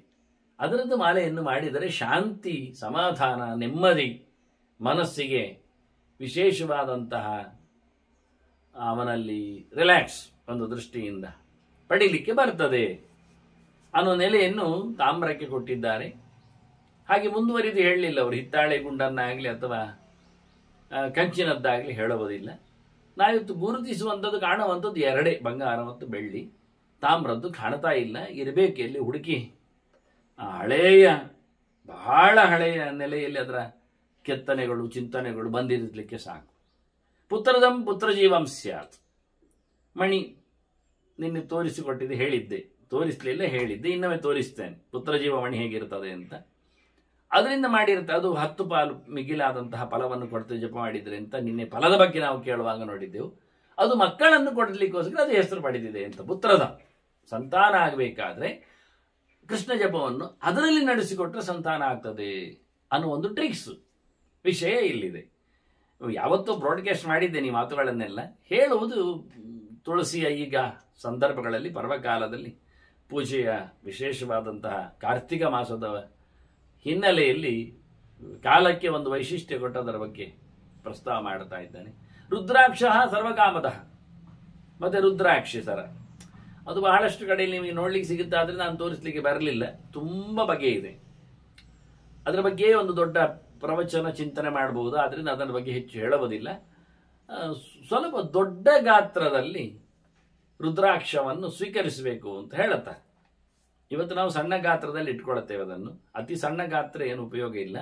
ಸ್ವಲ್ಪ ನೆಲ್ಲಿಕಾಯಿಯ ಹಗುರವಾಗಿ ಈ ನಮ್ಮ ಊರಿನ ನೆಲ್ಲಿಕಾಯಿ, ಘಾಟಿ ಅಲ್ಲ ಅಥವಾ ಕಸಿ ಅಲ್ಲ, ಅಂಥದ್ದು ನೆಲ್ಲಿಕಾಯಿಗಳು ಮಾಮೂಲಿ ಇರ್ತವೆ. ಆ ಸೈಜಿನ ರುದ್ರಾಕ್ಷಿಗಳಿಗೆ ಪ್ರಾಶಸ್ತ್ಯ ಇದೆ ಅಂತ ಈಗ ಅದನ್ನು ಹೆಚ್ಚು ಬಳಸ್ತಾರೆ. ಅದಕ್ಕಿಂತ ದೊಡ್ಡ ಸೈಜಿನ ರುದ್ರಾಕ್ಷವನ್ನು ಹೆಚ್ಚು ಹೇಳುತ್ತಾರೆ. ಹೇಳುವಲ್ಲಿ ಅಲ್ಲ, ಅತಿ ದೊಡ್ಡದಲ್ಲ, ಭೀಕರಾಕಾರ ಅಲ್ಲ, ಅದರಲ್ಲಿ ಅನೇಕ ಮುಖಗಳು ಮತ್ತೆಲ್ಲವೇ. ಇನ್ನೊಂದು ದಿವಸ ರುದ್ರಾಕ್ಷಿ ಬಗ್ಗೆ ಮಾತಾಡುವ ಹೇಳ್ತೇನೆ. ಈಗ ಇಷ್ಟು ಸಾಕು. ರುದ್ರಾಕ್ಷಿಯಿಂದ ಎಲ್ಲ ಬಯಕೆಗಳನ್ನು ಆತ ಪಡಿಲಿಕ್ಕೆ ಆಗ್ತದೆ ಅನ್ನುವುದನ್ನು ಚಿಂತನೆ ಕೊಡುತ್ತಾರೆ. ಇನ್ನು ಬ್ರಹ್ಮವರ್ಚಸಗಾಮಸ್ಯ ಕುಶಗ್ರಂಥಿ ಪ್ರಶಸ್ಯತೆ. ನಿಮಗೆ ತೇಜಸ್ಸು ವರ್ಚಸ್ಸು ಬರಬೇಕು, ದೈವಿಕವಾದಂತಹ ವಿಶೇಷವಾದಂತಹ ನಿಲುವೆ ನಿಮ್ಮಲ್ಲಿ ಬರಬೇಕು, ಓದಿದ್ದು ಅಧ್ಯಯನದ್ದು ಜ್ಞಾನದ ಬೆಳಕು ಕಾಣಬೇಕು. ಅಂತಹ ನೆಲೆಯಲ್ಲಿ ಅದೇ ದರ್ಭೆಯ ಗಂಟು ಅದರಲ್ಲಿ ಮಾಡಿದ್ದ ಮಾಲೆ ಯೋಗ್ಯ ಅಂತಾರೆ. ಇನ್ನು ಮುಂದಕ್ಕೆ ಹೋದರೆ ರಾಜ್ಯಗಾಮಸ್ಯ ಪದ್ಮಾಕ್ಷೈ. ಒಡೆತನ, ದೊರೆತನ, ರಾಜ್ಯ ಎಲ್ಲ ಬರಬೇಕಾದ್ರೆ ಪದ್ಮಮಣಿಗಳಿಂದ. ಇದು ಹೆಚ್ಚಾಗಿ ನೋಡ್ಲಿಕ್ಕೆ ಸಿಗ್ತದೆ, ನೀವು ನೋಡಿದ್ದೀರಿ. ಪದ್ಮ, ಆ ಪದ್ಮಮಣಿಯ ಸರ ಮಾಡಿಕೊಂಡ್ರೆ ಅದನ್ನು ಹೆಚ್ಚಾಗಿ ಬಂಗಾರದಲ್ಲಿ ಕಟ್ಟಿಸ್ತಾರೆ. ಬಂಗಾರದಲ್ಲಿ ಕಟ್ಟಿಸುವ ಮೂಲಕ ವೈಭವ, ಅಂದರೆ ಅದು ಲಕ್ಷ್ಮಿಯ ಆವಾಸ. ಆದ್ರಿಂದ ಪದ್ಮಾಕ್ಷ, ಕಮಲಾಕ್ಷಿ ಅಂತಲೂ ಕರೀತಾರೆ, ಕಮಲದ ಮಣಿ. ಇದನ್ನು ಇದರ ಲೋಹದಲ್ಲಿ ಕಟ್ಟಿಸುವ ಬಗ್ಗೆ ಮತ್ತೆ ಹೇಳ್ತೇನೆ, ಪ್ರಮಾಣಗಳನ್ನು ಇನ್ನೊಂದು ದಿವಸ ತಿಳಿಸಿಕೊಡುತ್ತೇನೆ. ಇದು ಪದ್ಮಾಕ್ಷ ಮಾಲೆ. ಪದ್ಮಾಕ್ಷದಾಗಿ ಮತ್ತೆ ಅನೇಕ ರತ್ನಗಳ, ನಿನ್ನೆ ಅದರ ಬಗ್ಗೆಯೂ ತಿಳಿಸಿಕೊಟ್ಟಿದ್ದೆ, ಅನೇಕ ರತ್ನಗಳ ಮಾಲೆಯನ್ನಾದರೆ ಈ ರೀತಿಯಾಗಿ ನೋಡಬಹುದು. ಇದರ ಮಧ್ಯೆಯಲ್ಲಿ ನಾನು ರುದ್ರಾಕ್ಷಿಯನ್ನು ಹಾಕಿದ್ದೇನೆ, ತುಳಸಿಯನ್ನು ಹಾಕಿದ್ದೇನೆ. ನೋಡಲಿಕ್ಕೆ ಅನೇಕ ಬಣ್ಣದ ರತ್ನಗಳು ಉಪರತ್ನಗಳಾಗಿ, ಕಲ್ಲಿನ ಮುಖ್ಯವಾಗಿ ರತ್ನಗಳೆಲ್ಲ ಕಲ್ಲೇ, ಪ್ಲಾಸ್ಟಿಕ್ ಅಲ್ಲ. ಮತ್ತೆ ಪ್ಲಾಸ್ಟಿಕ್ ಮಣಿಯಿಂದ ಮಾಡಲಿಕ್ಕೆ ಹೋಗಬೇಡಿ. ಅಂದರೆ ಗಮನಿಸಿಕೊಳ್ಳಿ, ಇವತ್ತು ಎಲ್ಲದರಲ್ಲಿಯೂ ಸಹ ಡೂಪ್ಲಿಕೇಟ್ಗಳು ಬರಲಿಕ್ಕೆ ಹೋಗಿ ಅದರ ಸಾಚತನವನ್ನು ನಾವು ಉಳಿಸಿಕೊಳ್ಳುವುದರಲ್ಲಿ ಕಷ್ಟಪಟ್ಟಿದ್ದೇವೆ. ರಾಜ್ಯವನ್ನು ಬಯಸುವ ಕಮಲ ಮಣಿಯಿಂದ ಮಾಡಿದರೆ ಜಪ್ತು ಸಿದ್ಧತೆ ಚ ಧ್ರುವ ಅಂತವನಿಗೆ ಖಂಡಿತವಾಗಿಯೂ ಫಲ ಬರ್ತದೆ ಅಂತ. ಮತ್ತು ತುಳಸಿಯ ಬಗ್ಗೆ ಹೇಳುವಾಗ ನಿನ್ನೆ ಹೇಳಿಯಾಗಿದೆ, ಅದನ್ನು ತೋರಿಸಿಕೊಟ್ಟಿದ್ದೆ. ಪದ್ಮ ಹೇಳುವ ರೀತಿಯಲ್ಲಿ ಹೇಗೆ ಇತ್ತು, ಅದು ಹೇಳುವ ರೀತಿ ಏನು ಅಂತ. ತುಳಸಿಯ ಅನಂತ ಕಂಬಲಂ ಅಂತೇಳಿ, ತುಳಸಿಗೆ ಜಪ ಮಾಡಿದರೆ ಅನಂತ ಕೌಂಟ್ ಫಲ ಇದೆ, ಅಕ್ಷಯ ಫಲ ಇದೆ ಎಂದು ಹೇಳಿದಾಗೆ ಅನಂತ ಕಂ ಫಲಂ, ಅಂದರೆ ಕಂ ಅಂದರೆ ಸುಖಂ ಅಂತ ಅರ್ಥ. ಕಂ ಸುಖಂಚ ಪ್ರಕೀರ್ತಿದಂ, ಭಾರಿ ಸುಖ ಸಿಗ್ತದೆ ಅಂತ. ಅನಂತ ಅಂದರೆ ಎಂಡ್ಲೆಸ್ ಬ್ಲಿಸ್. ಅದು ಯಾವಾಗ ಕೇಳಿದ್ರೆ ಅದು ಮೋಕ್ಷದಲ್ಲಿ ನಿಜವಾಗಿ. ಹಾಗಾಗಿ ಸ್ವರೂಪಭೂತವಾದ ಆನಂದವನ್ನು ಪಡೆಯಲು ಅನುಕೂಲ ಆಗುವ ಹಾಗೆ, ಅಂದರೆ ತುಳಸಿ ಮಣಿಯ ಜಪ ಐಹಿಕವಾಗಿ ವಿಶೇಷ ಅಲ್ಲ, ಐಹಿಕವಾಗಿಯೂ ಆನಂದ ವೃದ್ಧಿ ಆಗ್ತದೆ, ದುಃಖ ಇರುವುದಿಲ್ಲ, ವಾತಾವರಣದಲ್ಲಿ ಸಮಸ್ಯೆಗಳು ನಿವೃತ್ತಿ ಆಗ್ತದೆ, ಎಲ್ಲ ಅರ್ಥಗಳು ಬರ್ತದೆ. ನಾವು ಆರೋಗ್ಯ ಸಿದ್ಧಿ ಅಂತ ಹೇಳಿದ್ರು ಸುಖದಲ್ಲೇ ಪರ್ಯವಸಾನ, ದುಡ್ಡು ಸಿಗ್ತದೆ ಶ್ರೀಮಂತಿಗೆ ಹೇಳಿದ್ರು ಸುಖದಲ್ಲೇ ಪರ್ಯವಸಾನ, ಕೊನೆಯಾಗುವುದೇನು? ಆನಂದ ಆಯಿತು, ಖುಷಿ ಆಯಿತು. ಹಾಗಾಗಿ ಕಡೆಯಿರದಷ್ಟು ಸುಖವನ್ನು ಕೊಡಲು ತುಳಸಿ ಮಣಿಯಲ್ಲಿ ಜಪ ಮಾಡಿ ಅಂತಾರೆ. ಅದು ಮೋಕ್ಷದ ಸುಖವನ್ನು ಕೊಡುವುದರಲ್ಲಿ ಸಮರ್ಥ ಆಗಿದೆ ಎನ್ನುವುದು ಇನ್ನೊಂದು ಮುಖ. ಇಲ್ಲಿ ಮಾತ್ರ ಅಲ್ಲದೆ ಪಾರತ್ರಿಕವಾಗಿಯೂ ಉಳಿದವರೆಲ್ಲ ರಾಜ್ಯ ಸಿಗುವುದಾದರೆ, ದುಡ್ಡು ಸಿಗುವುದಾದರೂ, ವೃತ್ತಿ ಬರುವುದಾದರೂ ಇವೆಲ್ಲ ಹೇಳಿದ್ದು ಇಲ್ಲಿಗೆ. ಆದರೆ ಪಾರತ್ರಿಕವಾಗಿಯೂ ನಮಗೆ ಅನೇಕವಾದಂತಹ ಸಂಸಾರದಿಂದ ನಿವೃತ್ತಿಯಾಗಿ ಸುಖವನ್ನು ಪಡಿಬೇಕಾದರೆ ತುಳಸಿ ಮಣಿಯಿಂದ ಜಪ ಮಾಡಬೇಕು ಅಂತ. ಇದರಲ್ಲಿ ಏನು ಆಗ್ರಹಗಳ ಬಗ್ಗೆ ಅಲ್ಲ, ಪ್ರಮಾಣಗಳ ಚಿಂತನಿದೆ ಅಷ್ಟೇ. ಇದರಲ್ಲಿ ಅದು ಯಾಕೆ ಹೇಳಿದ್, ನಾನು ಎಲ್ಲವನ್ನು ಹೇಳ್ತಾ ಇದ್ದೇನೆ ತಾರತಮ್ಯ ಪೂರ್ವಕವಾಗಿ. ಒಂದೇ ಮಾತುಗಳಲ್ಲಿ ಬಂದಿರತಕ್ಕ ಸಂಹಿತೆಗಳಲ್ಲಿ ಹೇಳಿರತಕ್ಕಂಥ ನಮೂನೆಗಳು. ಕಮಲಾಕ್ಷಿಗೆ ಸ್ಥಾನ ಆಗಲಿ, ರುದ್ರಾಕ್ಷಿಗೆ ಆಗಲಿ, ರತ್ನಕ್ಕಾಗಲಿ ಅವರು ಹೇಳಿಕೊಟ್ಟ ಸ್ಥಾನಗಳನ್ನು ಹೇಗೆ ಇದೆಯೋ ಅದನ್ನು, ಯಾಕೆಂದ್ರೆ ಫಲ ಕೊಡುವ ಸ್ವಾಮಿ ತಾನೇ, ನಾವಲ್ಲಲ್ವಾ. ಫಲ ಮತ್ತು ಉಪಪತ್ತೆ ನಮ್ಮ ಬಲಾತ್ಕಾರದಿಂದ ಏನು ಪಡೀಲಿಕ್ಕೆ ಆಗುವುದಿಲ್ಲ. ಅವ್ರು ಹೇಳಿಕೊಂಡದ್ದು ಕೇಳಲಿಕ್ಕೆ ಬರ್ತದೆ, ಚಿಂತನೆ ಮಾಡಲಿಕ್ಕೆ ಆಗ್ತದೆ ಯಾಕೆ ಏನು ಅಂತ. ಮತ್ತೆ ಜಪ ಮಾಡ್ತಾ ಇದ್ದವರಿಗೂ ಫಲ ಸರಿ ಆಗ್ತಾ ಇಲ್ಲಲ್ಲ ಅಂತ ಗಲಾಟೆ ಹೇಳ್ತಾ ಇರ್ತದೆ. ಆದರೆ ಆ ಸರ ಚೆನ್ನಾಗಿ ಉಪಯೋಗಿಸಿದ್ದಾರೋ ಅಂತ ನೋಡಬೇಕು. ಈಗ ಮಣಿ ಸರದ ಬಗ್ಗೆ ಕೆಲವು ಮಾತುಗಳನ್ನು ನಾನು ಹೇಳುತ್ತೇನೆ ಇವತ್ತು. ಮತ್ತೆ ಒಂದು 10 ಒಟ್ಟಿಗೆ 10 ಮುಖಗಳಿಂದ ಚಿಂತನೆಯನ್ನು ಮಾಡಲಿಕ್ಕಿದ್ದೇನೆ. ಅದನ್ನು ಚೆನ್ನಾಗಿ ತೊಳಿಬೇಕು ಅಂತ ಮೊದಲು ಹೇಳ್ತಾರೆ. ನಿನ್ನದನ್ನು ಮುಟ್ಲಿಕ್ಕೆ ಹೋಗಿದ್ದೆ ನಾನು. ಕ್ಷಾಲಿತಾಂ ಪಂಚಗವ್ಯೈಹಿ ಹೇಳಿಕೊಂಡು, ಮುಖ್ಯವಾಗಿ ಪಂಚಬೀರ್ ಗವ್ಯೈಹಿ, ಪಂಚ ವೇದಾಂತ ವಿದ್ಯೆಯ ಅಂತ ಪಂಚೋಪನಿಷನ್ ಮಂತ್ರಗಳು ಅಂತ ಇವೆ. ಅವುಗಳಿಂದ ಅದನ್ನು ನನ್ನ ಹೊತ್ತಗೆಗಳಲ್ಲಿ ಕೊಟ್ಟಿದ್ದೇನೆ ಕೆಲವೆಡೆ. ಅವುಗಳಿಂದ ಪಂಚಗವ್ಯಗಳಿಂದ ಹಾಲು, ಮೊಸರು, ತುಪ್ಪ, ಗೋಮಯ, ಗೋಮೂತ್ರ, ಇನ್ನೊಂದು ಷಡ್ಗವ್ಯ ಉಂಟು. ಪಂಚಗವ್ಯ ಇದ್ದಾಗೆ 6ನೇದೊಂದುಂಟು, ಅದು ಮತ್ತೆ ಹೇಳುತ್ತೇನೆ. ಅದನ್ನು ಗೋ ಸಮೀಕ್ಷೆಯಲ್ಲೆಲ್ಲ ಬಹಳಷ್ಟು ಕೊಟ್ಟಿದ್ದೇನೆ. ತುಳಸಿಯ ಮಣಿಯನ್ನು ಪಂಚಗವ್ಯದಿಂದ ತೊಳಿಬೇಕು. ಮೊದಲಿಗೆ ಮಾಲೆಯನ್ನು ಶುದ್ಧ ಮಾಡಲಿಕ್ಕೆ, ಯಾಕೆಂದ್ರೆ ಅವನು ತಯಾರು ಮಾಡುವಾಗೆಲ್ಲ ಅದನ್ನು ಕೈಯಲ್ಲಿಯೋ ಕಾಲಲ್ಲಿಯೋ ತಾಗಿಸಿಕೊಂಡಿರ್ಬೋದು, ಮುಟ್ಟಿಸಿಕೊಂಡಿರ್ಬೋದು, ನೆಲದಲ್ಲಿಯೋ ಇಟ್ಟಿರಬಹುದು. ಹಾಗಾಗಿ ಒಂದು ಸರ್ತಿ ಎಲ್ಲ ಪ್ರತಿಮೆಗಳು ಹಾಗೆ ಯಾವುದೇ ಆಗಲಿ ಸಾಧನ ಉಪಯೋಗಿಸಿಕೊಳ್ಳುವ ಮುಂಚೆ ಅದಕ್ಕೆ ಪಂಚಗವ್ಯ ಅಧಿವಾಸ ಅಂತ ಹೆಸರು. ಅನೇಕ ದಿನಗಳ ಗಟ್ಟಲೆ ಅದನ್ನು ಪಂಚಗವ್ಯದಲ್ಲಿ ಇಡಬೇಕು. ಪ್ರತಿನಿತ್ಯ ಪಂಚಗವ್ಯವನ್ನು ಬೇರೆ ಮಾಡಬೇಕು. ಆನಂತರ ಅದನ್ನು ಮುಟ್ಟಿಕೊಂಡು ಜಪ ಎಲ್ಲ ಮಾಡಲಿಕ್ಕೆ ಉಂಟು. ಪ್ರತಿಮೆಗಳಿಗಾದ್ರೆ ಪುರುಷ ಸೂಕ್ತ ಜಪವನ್ನು ವಾರಗಟ್ಟಲೆ ಹೇಳ್ತಾರೆ. ದಿನಕ್ಕೆ 106 ಗಟ್ಟಲೆ, ಅಂಥದ್ದು ಒಂದು ವಾರಗಟ್ಟಲೆ ಮಾಡಲಿಕ್ಕೆ ಪ್ರತಿಮೆ ಮುಳುಗುವಷ್ಟು ದೊಡ್ಡ ಹಂಡೆಯಲ್ಲಿ ಇಡಬೇಕು. ಪ್ರತಿಮೆಯನ್ನು ಅಷ್ಟು ತುಂಬಿಸಬೇಕು ಪಂಚಗವ್ಯ. ಹಾಲು ಮೊಸರೆಲ್ಲ ಖಾಲಿ ಆಯಿತು ಹಾಗೆ ತಿಳ್ಕೊಳ್ಬೇಡಿ. ಯಾಕೆಂದರೆ ತುಂಬ ಇಲ್ಲ. ಇದು ಪಂಚಾಮೃತದಂತೆ ಅಲ್ಲ, ಇದು ಕುಡಿಲಿಕ್ಕೆ ಕೊಟ್ಟ ರೀತಿ ಅಲ್ಲ. ಇದು ಪಂಚಗವ್ಯವು ಪ್ರಾಶನದ ಪಂಚಗವ್ಯ ಕತೆ ಬೇರೆ, ಹೋಮದ ಪಂಚಗವ್ಯ ಕತೆ ಬೇರೆ, ಮೇಳನದ್ದು. ಇದು ಅಧಿವಾಸದ ಪಂಚಗವ್ಯ ಅಂತ. ಇದರಲ್ಲಿ ಗೋಮೂತ್ರ ಗೋಮಯಗಳದ್ದೇ ಜಾಸ್ತಿ ಹಾಲು ಮೊಸರು ತುಪ್ಪಕ್ಕಿಂತ. ಇದೆಲ್ಲ ಕಲಿಬೇಕಾದ್ದು. ಅದು ನಾನು ಗೋ ಸಮೀಕ್ಷೆಯಲ್ಲಿ ಕೊಟ್ಟಿದ್ದೇನೆ. ಸ್ವಲ್ಪ ವ್ಯತ್ಯಾಸಗಳೇನು, ಪ್ರಾಶನಕ್ಕೇನು ಹೋಮಕ್ಕೇನು ವ್ಯತ್ಯಾಸ ಇದೆ ಅಂತ ಅವ್ರು ಕೊಟ್ಟದ್ದು. ಅದರ ಕಾಂಬಿನೇಷನ್ನಲ್ಲಿ ಸೇರಿಸಿಕೊಳ್ಳುವಲ್ಲಿ ಅದರದ್ದು ಪ್ರಮಾಣ ವೈಪರೀತ್ಯ. ಇಷ್ಟರ ಪ್ರಕಾರದಲ್ಲಿ ಹಾಲು ಸೇರಿಸಿದ್ರೆ ಅದು ಕುಡಿಲಿಕ್ಕೆ ಆಗ್ತದೆ. ಇಷ್ಟು ಕಡಿಮೆಯಲ್ಲಿ ಬಂದಾಗ ಅದನ್ನು ಹೋಮಕ್ಕೆ ಮತ್ತು ಕಡಿಮೆಯಲ್ಲಿ ಬಂದಾಗ ಅದನ್ನು ಅಧಿವಾಸಕ್ಕೆ ಉಪಯೋಗಿಸಲಿಕ್ಕೆ ಬರುತ್ತೆ ಅಂತ. ಹಾಗಾಗಿ ಹೇಗೆ ಪಂಚಗವ್ಯಗಳ ಅಧಿವಾಸದಲ್ಲಿ ಒಂದು ದೃಷ್ಟಿಯಿಂದ ಈ ಮಣಿ ಸರವನ್ನು ಶುದ್ಧಿ ಮಾಡುವಲ್ಲಿರುವಾಗ ಮಾಡಲಿಕ್ಕುಂಟು ಅಂತ ತಿಳ್ಕೊಂಡು, ನಮಗೇನು ಮಣಿ 100 ಕಾಯಿ ಇದ್ರೂ ಸಹ ಅದನ್ನು ಶುದ್ಧಿ ಮಾಡಲಿಕ್ಕೆ ಭಾರಿ ಮಟ್ಟಿನ ಪಂಚಗವ್ಯಗಳು ಬೇಕಾಗಿಲ್ಲ. ಕ್ಷಾಲಿತಾಂ ಪಂಚಗವ್ಯೇನ ಮೂಲಮಂತ್ರೇಣ ಮಂತ್ರಿತಾಂ, ಮತ್ತು ಅದಕ್ಕೆ ಅಷ್ಟಾಕ್ಷರ ಜಪವನ್ನು ಮಾಡುವೆ. ಮೂಲಮಂತ್ರ ಓ ನಮೋ ನಾರಾಯಣ ಇತಿ ಮೂಲಮಂತ್ರ ಉದಾಹೃತಃ ಅಂತ ಮೂಲಮಂತ್ರ ಜಪ ಮಾಡಲಿಕ್ಕೆ ಉಂಟು. ಮತ್ತು ಗಾಯತ್ರಿಯ ಎಷ್ಟು ಸರ್ತಿ ಗಾಯತ್ರಿ ಹೇಳಬೇಕು ಅಂದರೆ ಅಷ್ಟಕೃತ್ವ, ಒಂದು 8 ಸರ್ತಿ ಆದರೂ ಗಾಯತ್ರಿ ಜಪ ಮಾಡಿ ಇಟ್ಕೊಂಡು ಹೇಳ್ತಾನೆ. ಅಷ್ಟು ಸಾಲದು ಎನ್ನುವುದಕ್ಕೆ ಇನ್ನೊಂದು ಮಾತು, ಇದು ಸ್ಕಾಂದ ಪುರಾಣದ ವಾಕ್ಯ. ಮಂತ್ರಿತಾಂ ಹೇಳಿಕೊಂಡು ಧೂಪ ದೀಪಿತಾಂ ಅಂತ, ಅದಕ್ಕೆ ಒಳ್ಳೆ ಧೂಪವನ್ನು ಹಾಕಬೇಕು, ಪರಿಮಳ ಬಲಿಸಬೇಕು. ಅದನ್ನು ಅಂದರೆ ಒಣಗಿಸುವ ರೀತಿ ಹೌದು ಆ ಲೆಕ್ಕದಲ್ಲಿ ಧೂಪ ಹಾಕಿದಾಗ.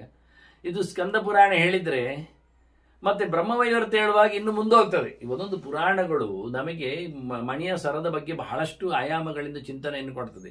ಕೆಲವು ಮಾತುಗಳನ್ನು ನಾನೆಲ್ಲ ಸಂಧ್ಯಾ ಸಮೀಕ್ಷೆಯಲ್ಲಿ ಕೊಟ್ಟಿದ್ದೇನೆ, ಮತ್ತು ಕೆಲವು ಕರ್ಮ ಸಮೀಕ್ಷೆಗಳಲ್ಲಿ ತುಳಸಿಯ ವೈಭವಕ್ಕೆ ಬಂದಾಗ ಬಂದಿದೆ, ಮತ್ತು ಕೆಲವು ಮಾತುಗಳೆಲ್ಲ ಚಿಂತನೆಯಲ್ಲಿ ಬಂದವುಗಳೇ ಒಂದು ದೃಷ್ಟಿಯಿಂದ. ಅಥವಾ ಗೋ ಸಮೀಕ್ಷೆ ಮುಂತಾದೆಡೆ ಅದು ಹಬ್ಬಿ ಹೋಗಿದೆ, ಹಂಚಿ ಹೋಗಿದೆ. ಅಲ್ಲಿ ಹೇಳುವಾಗ ಅವರು ಹೇಳ್ತಾರೆ, ಕೃತ್ವ ಗೋರೋಚನಾಕ್ತಾಂಚ ಗಾಯತ್ರಿಯ ಸ್ನಾಪಯೇತು ಸುಧೀಹಿ ಅಂತ. ಇದಕ್ಕೆ ಸ್ನಾನ ಮಾಡಿಸಬೇಕು, ಮುಳುಗಿಸುವುದಲ್ಲ. ಇದಕ್ಕೆ ಸ್ನಾನ ಮಾಡಿಸ್ಲಿಕ್ಕೆ ಗಾಯತ್ರಿ ಮಂತ್ರ ಹೇಳ್ತಾ ಸ್ನಾನ ಮಾಡಬೇಕು, ಅದಕ್ಕೆ ಗೋರೋಚನ ಹಾಕಬೇಕು ಅಂತ. ನೋಡಿ, 6ನೇದೊಂದು ಗವ್ಯ ಉಂಟು ಹೇಳಿದ್ನ. ಇನ್ನೊಂದು ಸೇರಿಸಿಕೊಂಡು ದನದ ಹಣೆಯಿಂದ ಸಿಗುವಂಥದ್ದು ಸೊತ್ತು, ಅದು ಆಫ್ಟರ್ ಡೆತ್, ದನ ಮತ್ತೆ ಹೋದ ಬಳಿಕ ನಮಗೆ ಸಿಗುವಂಥದ್ದು. ನಾವು ಅದನ್ನು ಕೊಂದರೆ ಸಿಗುವುದಿಲ್ಲ. ದನವನ್ನು ಬಲಾತ್ಕಾರವಾಗಿ ಸಾಯಿಸಿದ್ದರೆ ಅವುಗಳ ಹಣೆಯಿಂದ ನಾವು ಗೋರೋಚನ ಪಡೀಲಿಕ್ಕೆ ಆಗುವುದಿಲ್ಲ. ಅದು ಜಾತಿ ದನದಲ್ಲಿ ಮಾತ್ರ ಸೃಷ್ಟಿಯಾಗುವುದು. ನಮ್ಮ ದೇಸಿ ದನದಲ್ಲಿ, ದೇಶದ ದನದಲ್ಲಿ, ಭಾರತದಲ್ಲಿನ ಮಾತ್ರ ದನದಲ್ಲಿ ಗೋರೋಚನದ ಉತ್ಪತ್ತಿ ಬಹಳ, ಅದಕ್ಕೆ ಡಿಮಾಂಡ್ ಭಾರಿ, ದುಡ್ಡು ಮತ್ತೆ ಅದಕ್ಕೆ ಮೌಲ್ಯ. ಅದನ್ನು ಸಾಮಾನ್ಯವಾಗಿ ಪ್ರತಿಷ್ಠಾ ಕಾಲಗಳಲ್ಲೆಲ್ಲ ಅದನ್ನು ಗಮನಿಸ್ತಾರೆ, ಗುರುತಿಸ್ತಾರೆ. ರೋಮ ಒಟ್ಟಾರೆ ದನದ ಹಣೆಯಲ್ಲಿನ ರೋಮ, ಅದು ಪರಿಮಳಯುತವಾದದ್ದು. ಅದನ್ನು ಹಾಕಿ ಸ್ನಾನ ಮಾಡಿಸ್ಲಿಕ್ಕೆ ಉಂಟು ಗಾಯತ್ರಿಯಿಂದ ಮಾಲೆಗೆ. ನೋಡಿ, ಇದು ಮುಖ್ಯವಾದಂತಹ ವಿಷಯ. ಮತ್ತು ಗಾಯತ್ರಿ ಅದು ಕಮ್ಮಿ ಅಲ್ಲ, ಗಾಯತ್ರಿಯ ಶತಗಂ ಜಪ್ತ್ವ, ಗಾಯತ್ರಿಯನ್ನು 100 ಸರ್ತಿ ಜಪ ಮಾಡಬೇಕು. ಸ್ಕಾಂದ ಹೇಳುವಾಗ 8 ಸರ್ತಿ ಹೇಳಿದ್ದು, ಇದು 100 ಸೇರಿಸಿಕೊಳ್ಳು, ಒಟ್ಟು 108 ಆಗ್ತದೆ. ಅದನ್ನು ಮುಟ್ಟಿಕೊಂಡು ಅಭಿಷೇಕ ಮಾಡಿದ ನಂತರ ಗಾಯತ್ರಿ ಜಪ ಮಾಡಲಿಕ್ಕುಂಟು.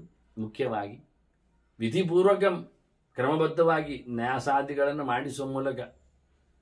ಇದು ಒಂದು ಮುಖ ಆದರೆ, ಶುದ್ಧಿಯಲ್ಲಿ ಮತ್ತೊಂದು ಮುಖವನ್ನು ಬ್ರಹ್ಮವಿವರ್ತ ನಮಗೆ ಗುರುತಿಸ್ತದೆ. ಎಲ್ಲಿವರೆಗೆ ಕೇಳಿದರೆ, ನೀವು ಸ್ನಾನ ಮಾಡಿಸುವಾಗ ನೀರನ್ನು ಯಾವುದಿಟ್ಕೊಳ್ತೀರಿ ಅಂತ ಮುಖ್ಯ. ಇಲ್ಲ ಆದರೆ ನಮಗೀಗ ಫಲ ಕೊಡುವುದಿಲ್ಲ. ಜಪ ಮಾಡಿ ಮಾಲೆಯಲ್ಲಿ ಫಲ ಯಾಕಿಲ್ಲ ಕೇಳಿದರೆ, ನಮ್ಮ ನೀರು ಶುದ್ಧಿ ಇಲ್ಲ. ಅವರು ಹೇಳ್ತಾರೆ, ಅತ ಗಂಗೋದಕೇನೈವ ಸ್ನಾತ್ಸ್,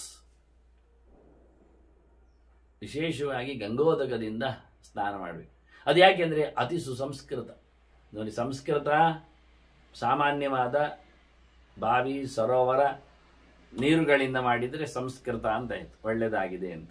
ಮತ್ತೆ ನಳ್ಳಿ, ಟ್ಯಾಪು, ಟಾಂಕಿ ನೀರಿನಿಂದ ಅದು ಸಂಸ್ಕೃತ ಆಗಲಿಲ್ಲ, ಅದು ಅಸಂಸ್ಕೃತ ಆಯಿತು, ದುಸ್ಸಂಸ್ಕೃತ ಆಗ್ತದೆ, ಕೆಟ್ಟದಾಗ್ತದೆ, ಹಾಳಾಗ್ತದೆ. ಅದರಲ್ಲಿ ತೊಳೆಯುವುದಕ್ಕಿಂತ ತೊಳೆಯದಿರುವುದು ವಾಸಿ. ಅದನ್ನ ಶುದ್ಧವಾದ ಬಾವಿ, ಸರೋವರ, ಜಲಾಶಯದ ಕೆರೆ, ಪುಷ್ಕರಣಿದು ತೆಗೆದ್ರೆ ಅದು ಸಂಸ್ಕಾರ ಆಯಿತು, ಮಾಮೂಲಿ ಸಿಗುವಂಥದ್ದು ಎಲ್ಲ ಕಡೆ. ನದಿಯನ್ನು ಪಡೆದರೆ ನಾವು, ಅದು ತೀರ್ಥ, ಹರಿದು ಹೋಗುವಂಥದ್ದು, ಅದು ಬಹಳ ಕಾಲದಿಂದ ಇದ್ದಿರುವಂಥದ್ದು. ಬಾವಿ ನಿನ್ನೆ ಮೊನ್ನೆ ತೋಡಿಸಿರ್ಲಿಕ್ಕೆ ಆಗ್ತದೆ, ಕೆರೆ ನಿನ್ನೆ ಮೊನ್ನೆ ತೋಡಿಸಿರ್ಲಿಕ್ಕೆ ಬರ್ತದೆ. ಪುಷ್ಕರಣಿ ಅಲ್ಲ, ಒಂದು 50-100 ವರ್ಷ ಹೇಳಬಹುದು, ಜಾಸ್ತಿ ಅಂದರೆ ಒಂದು 500 ಬೇಕಾದ್ರೆ ಹೇಳಿ. ನದಿ ಆಗಲ್ಲ, ಅದು ಇತಿಹಾಸ ಪ್ರಸಿದ್ಧ, ಪುರಾಣ ಪ್ರಸಿದ್ಧ, ಸಾವಿರಾರು ವರ್ಷದಿಂದ ಹರಿತಾ ಇರತಕ್ಕ ಹೆಸರು ಪಡೆದ ನದಿಗಳು. ನೋಡಿ, ಕೆರೆ ಪುಷ್ಕರಣಿ ಅಲ್ಲ, ಊರಿನಲ್ಲಿ ಜನ ವಾಸಕ್ಕೆ ಬಂದಾಗ ಮಾಡುವುದು, ಅವೆಲ್ಲ ಒಳಗಿರ್ತದೆ, ದೇವಾಲಯದ ಪಕ್ಕದಲ್ಲೇ ಎಲ್ಲ ಇರ್ತದೆ. ನದಿ ಹಾಗಲ್ಲ, ನದಿಯ ಪಕ್ಕದಲ್ಲಿ ಎಲ್ಲ ಊರು ಕಟ್ಟುವುದಿಲ್ಲ, ಅದು ಗೋಚಾರಕ್ಕೆ ಬಿಡುವುದು ಸ್ವಲ್ಪ ಆಚೆಗೆ. ನದಿ ಎಷ್ಟು ಸಮಯದಿಂದ ಹರಿತಾ ಇರುವಂಥದ್ದು, ಸಾವಿರಾರು ಲಕ್ಷಾಂತರ ವರ್ಷಗಳ ಇತಿಹಾಸವನ್ನು ಆ ಹೆಸರಿನಲ್ಲಿ ಪಡೆದಿರ್ತದೆ. ಅಂದರೆ ನದಿಯ ನೀರಿನಲ್ಲಿ ನೀವು ಒಂದೊಮ್ಮೆ ಸ್ನಾನ ಮಾಡಿಸಿದರೆ ಇನ್ನೆಚ್ಚಿನ ಸಂಸ್ಕಾರ ಆದಾಗಿ. ಅದಕ್ಕೆ ನಾವು ಸುಸಂಸ್ಕೃತ ಅಂತೆ, ಒಳ್ಳೆ ಚೆನ್ನಾಗಿ. ಇನ್ನು ಗಂಗೆಯಲ್ಲಿ, ನದಿಯಲ್ಲಿ ಅತ್ಯಂತ ಉತ್ತಮ ಯಾವುದು? ಸ್ರೋತಸಾಮಸ್ಮಿ ಹೇಳಿದ ಹಾಗೆ, ಅಥವಾ ನದೀಶು ಜಾಹ್ನವಿ ಅಂತ ಹೇಳಿದ ಹಾಗೆ ಕೃಷ್ಣ, ನಾನು ಗಂಗೆ ಇದ್ದೇನೆ ಅಂತ ದೇವರ ಪಾದೋದಕ. ಹಾಗಾಗಿ ಜಾಹ್ನವಿಯಲ್ಲಿ, ಗಂಗೆಯಲ್ಲೇ ನೀವೊಂದೊಮ್ಮೆ ಅದನ್ನು ಪಾವಿತ್ರ್ಯ ಮಾಡಿದರೆ ಅತಿ ಸಂಸ್ಕೃತ, ಅತಿ ಸುಸಂಸ್ಕೃತ ಅಂತ ಅನಿಸ್ತದೆ. ಅದನ್ನು ನಮ್ಮ ಜಪದ ಮಾಲೆಗಳು ಗಂಗೆಯಲ್ಲಿ ಮುಳುಗಿದ್ದಿರಬೇಕು ಅಂತ ಹೇಳ್ತಾರೆ. ಮುಳುಗಿಸಿ ತಂದಾಗ ಅದಕ್ಕೆ ಪವರ್ ಹೆಚ್ಚು ಬರ್ತದೆ, ಶಕ್ತಿ ಹೆಚ್ಚು ಬರ್ತದೆ. ದೇವರ ಪಾದೋದಕದಿಂದ ಕ್ಲೀನ್ ಆದದ್ರಿಂದ ದೇವರ ನಾಮ ಜಪಕ್ಕೆ ಅದು ತೆರೆದುಕೊಳ್ಳುತ್ತದೆ ಎನ್ನುವ ಒಂದು ಹೊಸ ಮುಖದ ಚಿಂತನೆಯನ್ನು ಸಹ ನಮಗೆ ಪುರಾಣ ಮಾಲೆಯ ವಿಷಯದಲ್ಲಿ ಕೊಡುತ್ತದೆ. ಇನ್ನು ಕೇಳುವುದಾದರೆ, ಮಾಲೆಯ ಚಿಂತನೆಯನ್ನು ನಾವು ಕೇಳಲಿಲ್ಲ. ಏನು ಹೇಳುತ್ತಾರೆ ಒಂದು ದೃಷ್ಟಿಯಿಂದ, ಮಾಲೆಯನ್ನು ಏನು ಕರೆದಿದ್ದಾರೆ, ತಂತ್ರಗಳು ಹೇಗೆ ಹೇಳುತ್ತವೆ ಅಂದರೆ, ಪ್ರಾರ್ಥನೆಯ ಕತೆ, ಮಾಲೆಯ ಪ್ರಾರ್ಥನೆಯನ್ನು ನಾವು ನೋಡಬೇಕು. ಇದು ಯಾವತ್ತು ಕೇಳಿ ಜಪ ಮಾಡುವ ಮುಂಚೆ, ಓ ಮಾಲೆ, ಮಾಲೆ ಅಂತಲೇ ಮಂತ್ರ, ಓ ಮಾಲೆಯೇ ಅಂತಲೇ. ಅದಕ್ಕೆ ಆರಂಭಾಕ್ಷರವೇ ಬೀಜ, ಅದಕ್ಕೆ ಮಾಮ್ ಅಂತ, ಓಂ ಮಾಲೆ ಅಂತ ಕರೀದು, ಓಂ ಎಂದು ಪ್ರಣವ ಹೇಳಲಿಕ್ಕೆ, ಓಂ ಮಾಲೆ ಮಹಾಮಾಯೆ. ನೀನು ಒಳ್ಳೆ ಜ್ಞಾನ ಕೊಡುವುದು. ಯಾಕೆಂದ್ರೆ ಅದು ಅಕ್ಷರ, ಅದರಲ್ಲಿ ಮಾಲೆ ಅಂತ ಹೆಸರು. ಅಕ್ಷಮಾಲೆ ಅಂದರೆ ಅಕ್ಷರಮಾಲೆ ಅಂತಲೇ ಅರ್ಥ ಆ ದೃಷ್ಟಿಯಿಂದ. ಹಾಗಾಗಿ 50ಕ್ಕೆ ಹೆಚ್ಚು ಪ್ರಾಶಸ್ತ್ಯ, ಮೇರು ಸೇರಿ 51ಕ್ಕೆ ಪ್ರಾಶಸ್ತ್ಯ. ಅದು ಇರಲಿ, ಮತ್ತೆ ನೋಡುವ.